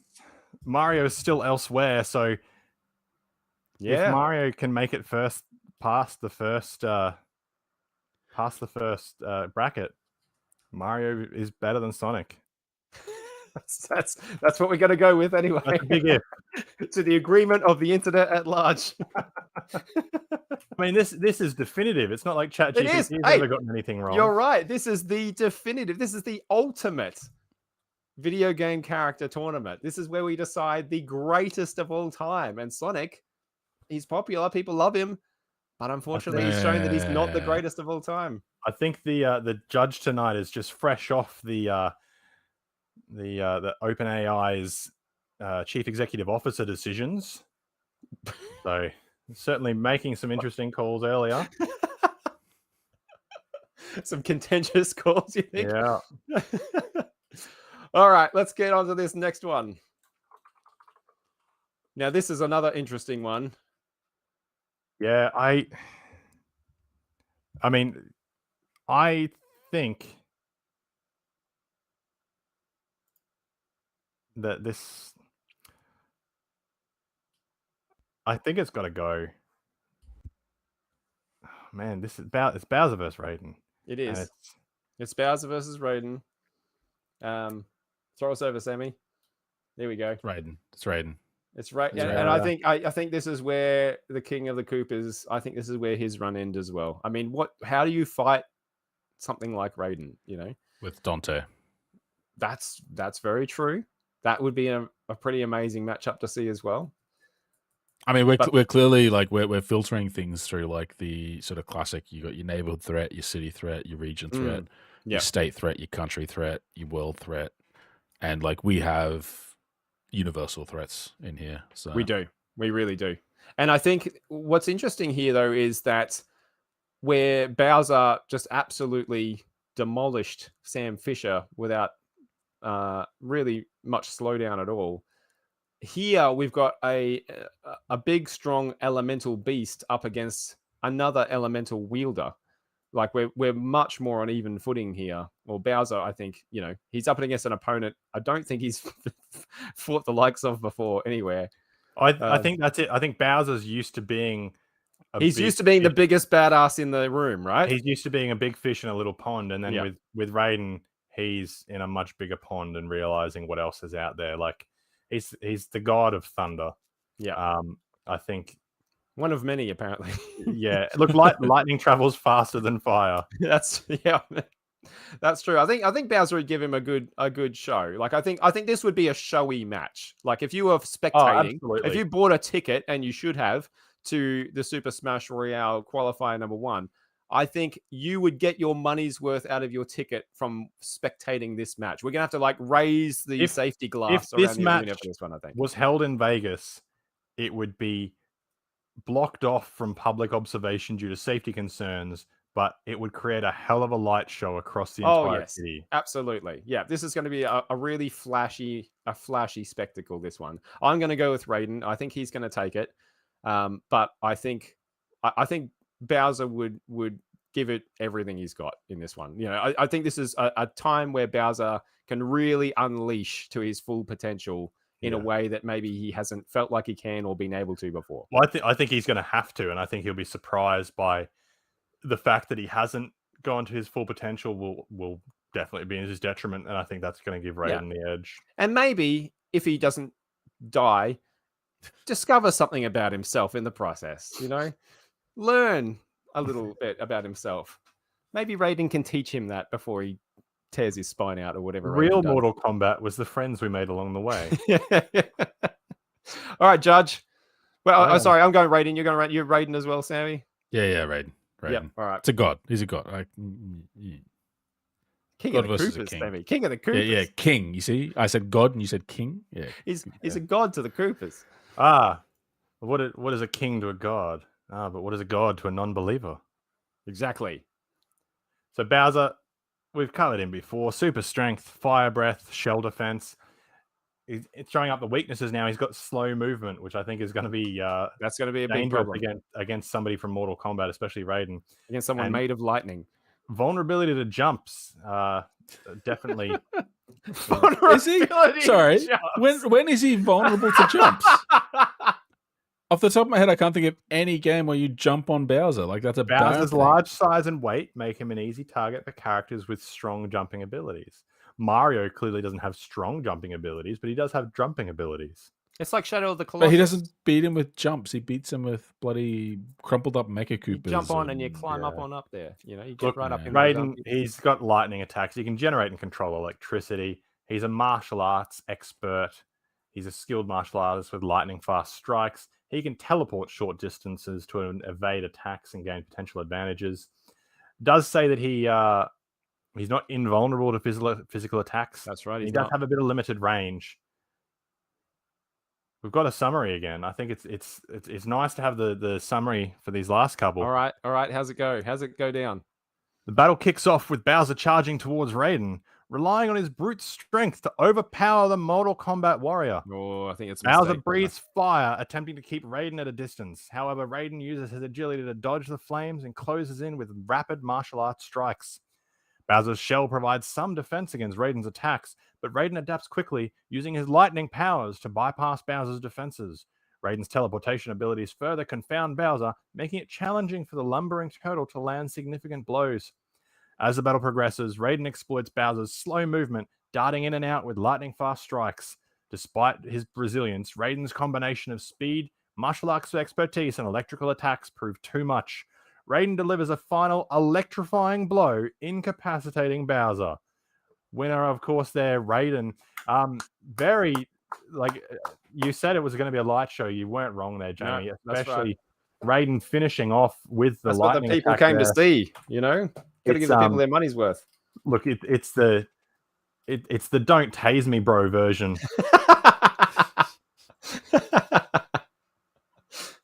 All right. Semi-finals now. It is heating up so much that I'm so much heat. I can't You're ditching the tux. Oh no, it's staying on, but I've got to loosen it up a bit. It's like all that fire and lightning. This arena is steaming. If you saw this from the outside, it would be glowing at the moment. I appreciate the commitment to the bit, man. It is on the verge of summer here in Australia, and that is not tuxedo wearing weather. All right. Oh man, this has been a hell of a battle, a hell of a round of battle. It has. Just remind me of the next matchup again. Sorry, Dante and Ryu. Oh, yep, that's what I've got. Yep. Dante versus Ryu is the final, the first semi-final. All right, we're ready to go. That's now Dante. I've got to give it to Dante again. I think you're right, but Ryu has surprised again and again in this tournament. Only against ranged specialists. Only against ranged specialists. Now, Dante has a little bit of ranged game, but he's got just as much close game, right? That's where Ryu is going to run into his first real close combat challenge here. He was talking last time. The judge was talking last time about Dante's devil form. Yes, devil trigger. Yeah, and I think this is going to come down to the devil trigger versus the Satsui no Hado. I think that's what we're going to see here, which again would be a fucking amazing spectacle. That would be a great fight. But I think Dante's going to clinch it. Even in that, though, I think Dante will have it because he's used to fighting evil. Yeah, true. And his devil trigger is a more pure form of accessing evil power, demonic power. All right. Well, I guess we'll see. But yeah, I do agree. I think Dante will take it, but I would love to see Ryu continue his streak here. That would be amazing if he gets one more in. I'm Dante. Jamie's Dante. Sammy, you Dante as well? Dante. Yeah. It is a shame because I would have liked to have seen a Ryu versus Raiden matchup. That would have been pretty cool. Yeah. Well, I mean, there's still every chance. Let's go down to the arena. I'm betting on Dante, but I'm barracking for Ryu. So we're going. So a bit of a change up now. So Dante, they're talking about he's a master swordsman. Okay. and wields dual pistols, ebony and ivory, to provide range attacks. And then, of course, it talks about his devil trigger form. Again, talking about Dante's arrogance and overconfidence could lead him to underestimating opponents, which might happen here. And he's got limited range in human form. Without devil trigger, Dante's ranged options are limited to compared to his close-up combat abilities. Again, Ryu's talking about how he's an expert martial artist. Just talking about the Hadouken and the Shoryuken this time. No mention of the Shadow Namada. Evil Ryu form. Yeah. Evil Ryu. So we're going down to the arena now. So I wonder if Ryu decides not to use it because he knows that Dante, like, that's what he does, right? He kills evil monsters. That might be possible. Or so he's keeping it in the bank. Let's see. Let's see the match. The battle between Dante and Ryu begins with Dante showcasing his agility and swordsmanship, attempting to close in on Ryu. Ryu, however, uses martial arts and expertise to keep Dante at a distance, delivering precise strikes and unleashing Hadoukens to control the battlefield, which might not go in his favor in the end. Dante, recognizing the need for a change in strategy, activates his devil trigger, transforming into a more powerful form. The tide of the battle shifts as Dante gains enhanced speed and strength, pressuring Ryu with a combination of swordplay and gunfire. Ryu, determined and disciplined, counters Dante's attacks with well-timed blocks and evasive maneuvers. As Dante pushes Ryu to the limit, Ryu summons the strength to unleash a devastating Shoryuken, catching Dante off guard. In the end, Ryu's precise martial arts techniques and strategic use of Hadouken prove effective against Dante's versatile, sometimes reckless combat style. So the winner there is Ryu. So, I mean, it talks about Dante's arrogance as a weakness. I think that's really come back to bite him. He's come into this fight assuming that he can win, whereas I think Ryu doesn't take any fight for granted. That's true. That is very true. He's gone back to basics, and every fight's the same as the last fight. He's responding to what's in front of him, and he's waited for that chance. He's pushed Dante. He's waited until Dante's overextended. He's come in and just eventually taken Dante out. So massive upset there, because I think everybody had Dante as the winner there. So surprising upset, but certainly a vindication of Ryu's fighting skills there. I thought that him keeping him at a distance was going to come back to bite him, but clearly that's pushed Dante into being even more overconfident, and he's taken advantage of look, it turns out that a good strategy is to use your fists to block someone that's equipped with swords and nunchucks and gauntlets and stuff. So hey, if that's what ChatGPT determined, then no salt at all. No salt. Yeah. All right, chalk it up on the board. Wow. Right. So does that put Ryu in the grand final? Ryu is in the grand final of the Northern Division. Shit. He is now fighting for first place. That's amazing. Wow. So a bracket that includes Master Chief. A bracket that includes Phoenix Wright.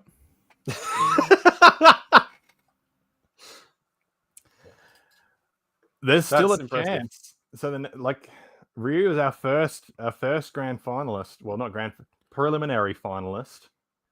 Finalist of the Northern Division. The next matchup. We're ready to go. Yeah.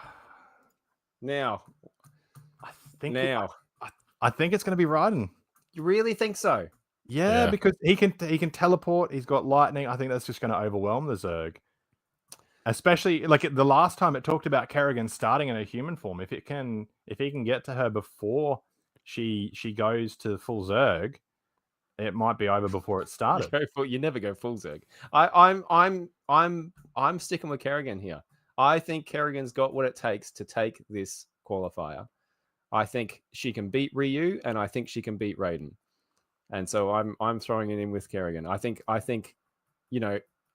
Raiden, he is like you said before, he can suffer damage. He is corporeal when he's in the arena, right? And I think that makes him susceptible to Kerrigan's things like mind control, like psionics. I think she's got the tools out of everyone else here, she's got the tools to take I Raiden mean, out. I think it's certainly interesting. It's a matchup between a god and an ersatz god, essentially. Well, It's gonna be- this is the issue though, right? Is if Kerrigan brings Zerg, like if that factors into the fight, Mhm. then there would be no reason to accept Raiden at his Mortal Kombat in the tournament power level. He would use his godhood power level, which we don't see in the games. In the games, he's restricted so he can enter the tournament, Mhm. but his actual power level is far above that. In that sense, on a 1v1, I think Raiden can win, even using his Mortal Kombat powers. But if it is a war against the Zerg, including Kerrigan, he would use his godhood, and I don't think Kerrigan can beat an immortal. Interesting.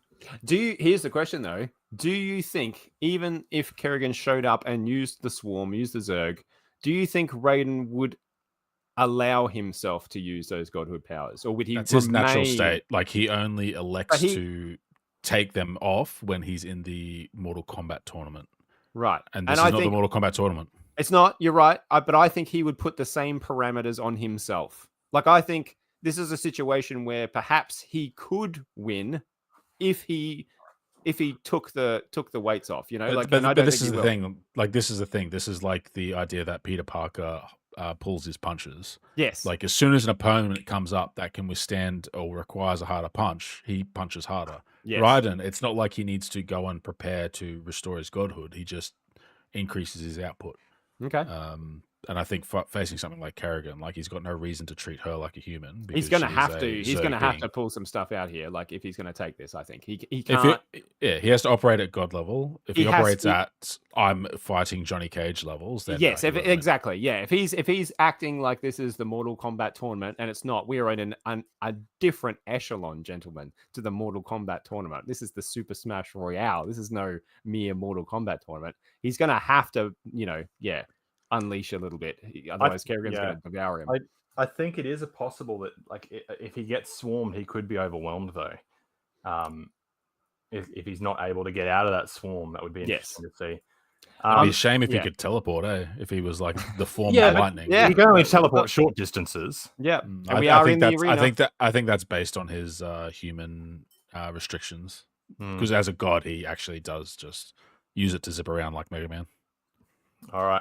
I'm backing Jimmy, Kerrigan. you're going Raiden? Yep. Sam's going Raiden?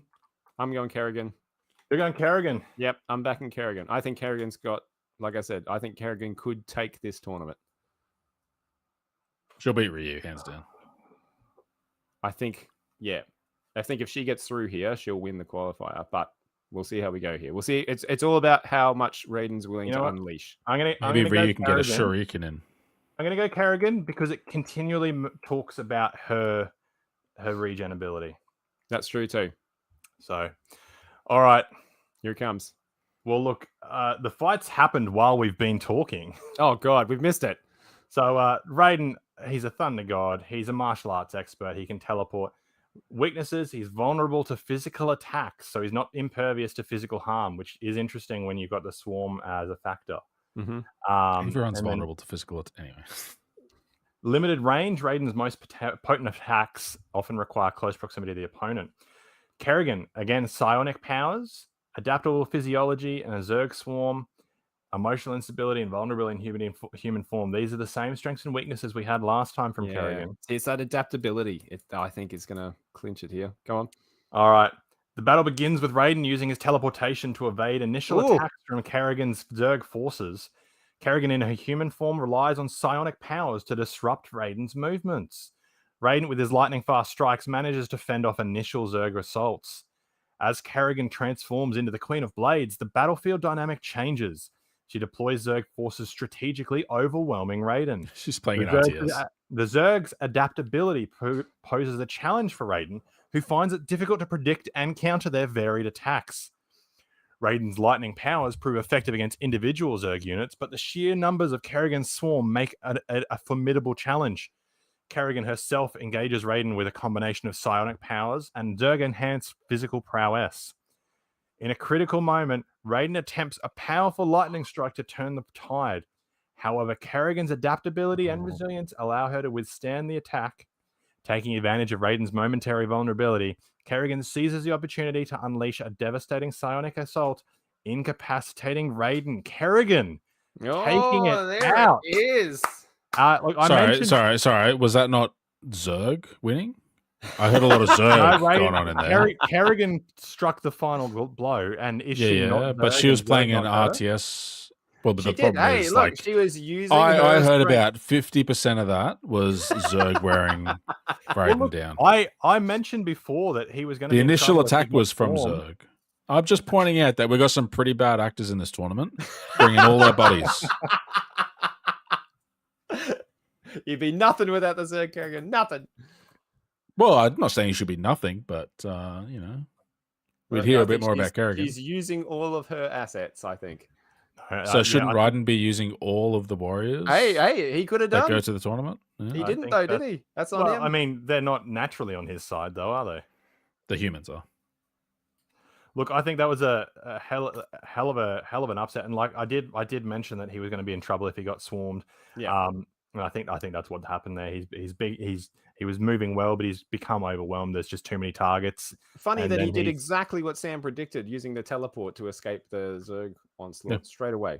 But then Kerrigan's then using her tactics and strategies, and I'm guessing split her forces a bit and overwhelmed him. Like there's just too many targets for him. APM is through the roof.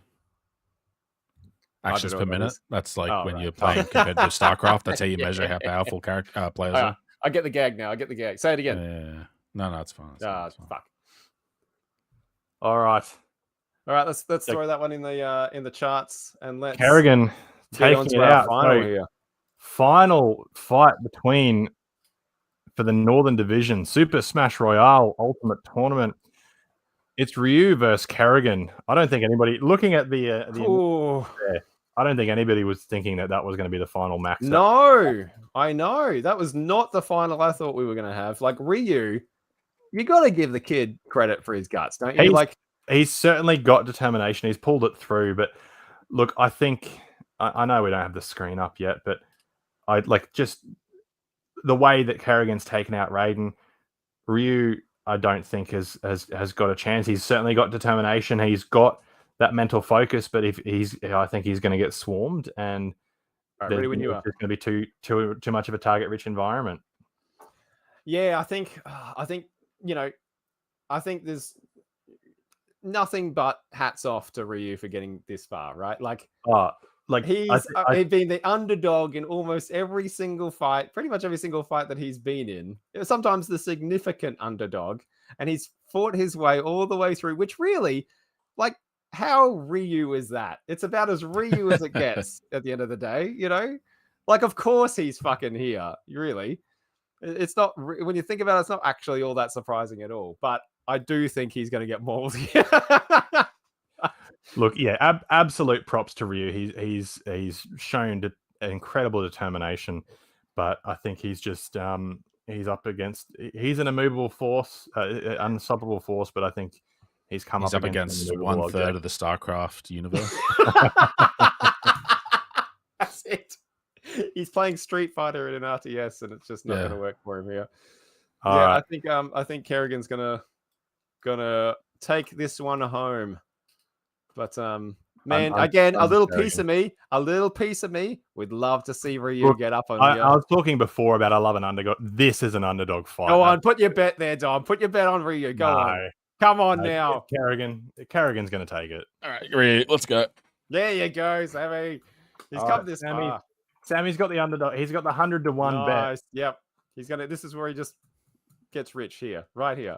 It's $100 for everyone we get right. That gets paid by the other two, right? Yeah. Well, sorry, I've got connection issues. Quite interesting. Straight up. So we're going down to the fight now. Ryu's strengths, expert martial artist. He can unleash Hadouken, a powerful energy projectile, and the Shoryuken. It then goes on to say in his weaknesses, he lacks superhuman abilities. He's a skilled human martial artist, but lacks supernatural powers. So apparently we can all just unleash a Hadouken. I think his weaknesses here is he's only one man. He's a dude. He's a guy.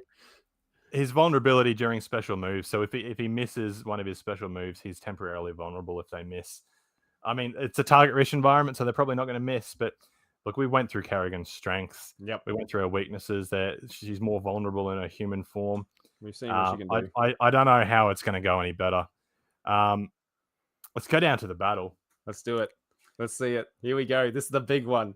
All right, for the final, the battle begins with Ryu using his martial arts expertise to close the distance between him and Kerrigan. Kerrigan, in a human form, relies on psionic power to disrupt Ryu's movements and attempt to control the battlefield. Interestingly, Ryu, with his disciplined and focused approach, manages to avoid the initial psionic attack. Kerrigan transforms into the Queen of Blades. The battlefield dynamic shifts. She deploys Zerg's forces strategically to attempt to overwhelm She's going back Ryu. to playing an RTS. Yeah. With his swift and precise strikes, fend off individual Zerg units, maintaining his focus on Kerrigan. Despite the Zerg's adaptability, Ryu's versatility and disciplined fighting style allow him to hold his ground. Kerrigan's emotional instability becomes a factor as Ryu exploits moments of hesitation in her attacks. That's because he's a Chad, and she's like, "Oh my god, he's hot." Ryu unleashes a series of powerful martial arts techniques, culminating in a devastating shuriken that catches Kerrigan off guard.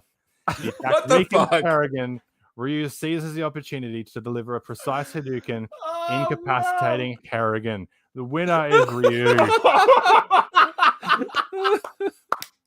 You love to see the underdog story. You do. You fucking love to see it. And look, Ryu has shown there what he's shown through this entire battle, this entire series. He's got determination that, he didn't get swarmed by the Zerg because he was fighting the Zerg off, but the Zerg were just in the way to Kerrigan. He was laser focused on Kerrigan the entire way. He didn't lose sight of his target, but he didn't become overwhelmed as well. He just kept his cool. And I think as well, being able to his disciplined training, being able to repel Kerrigan's initial psionic attacks, definitely put him on a strong footing for that one. He's using the perfect parry from Street Fighter 3. That's it. So he just keeps moving forward. That is it, exactly.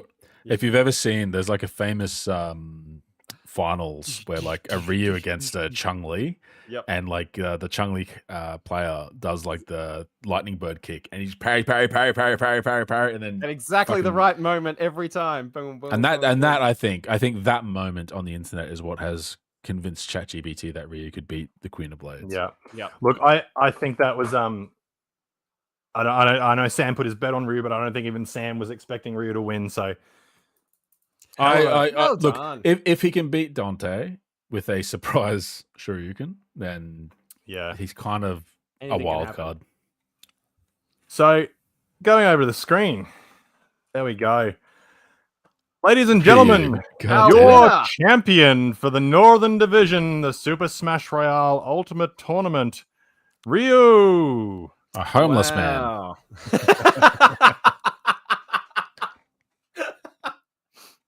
So Ryu will be one of the 8.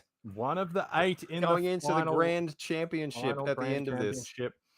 And we lost Master Chief. We lost Arthas. Wow, we lost so many Dante. Big names.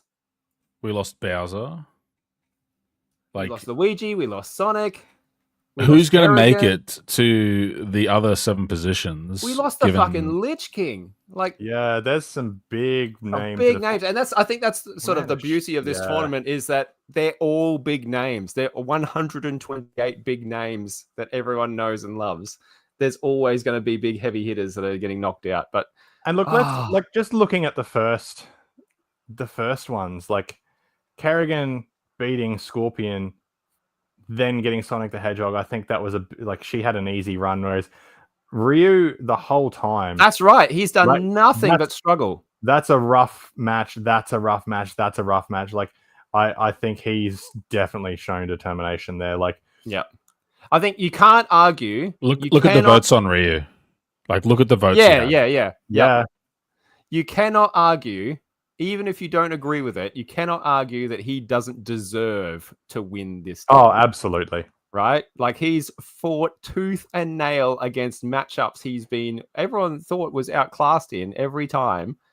and he's prevailed all the way through the. Like I said, it's the most Ryu fucking thing ever for him to win this. Like that's well done. Like round of applause, gentlemen, for our winner there. That is so. Look, a job well done. Ryu is better than Kerrigan. Ryu is better than Bowser. Ryu is better than the Lich King. Ryu is better than Master Chief. Ryu's better than Scorpion. Yeah.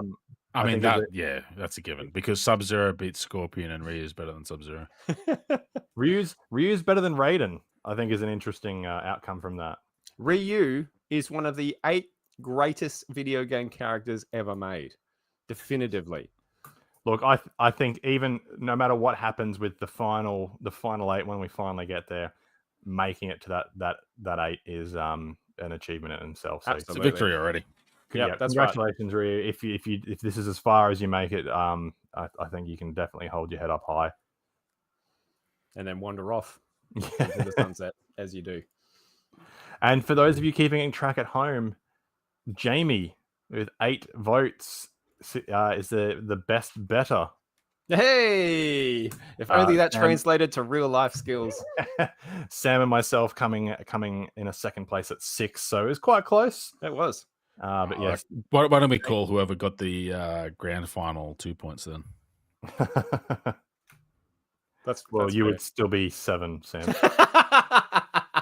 Well, we can't be on the same point score if we're even without the 2 points. I'm the one scoring, so yes. Tiebreaker. That's where you have to put into ask ChatGPT who would win a fight between Dom and Sam. Oh man! All right, close this out, Dom. Let's finish this thing. Well, look, ladies and gentlemen, we hope you've enjoyed tonight's presentation. If you do have any disagreements with any of the choices made by our judges or our panel this evening, please register your complaints in the comments below, and we will certainly put them through to the judges. Nothing's going to happen though. No. And we'd love to hear who you think should win. Who you think should take out the Super Smash Royale and claim victory as the greatest video game character of all time? Leave that in the comments down below. I'd love to see what people think. Some guesses at who we're going to see. Yeah, some guesses as to who's going to take this out altogether.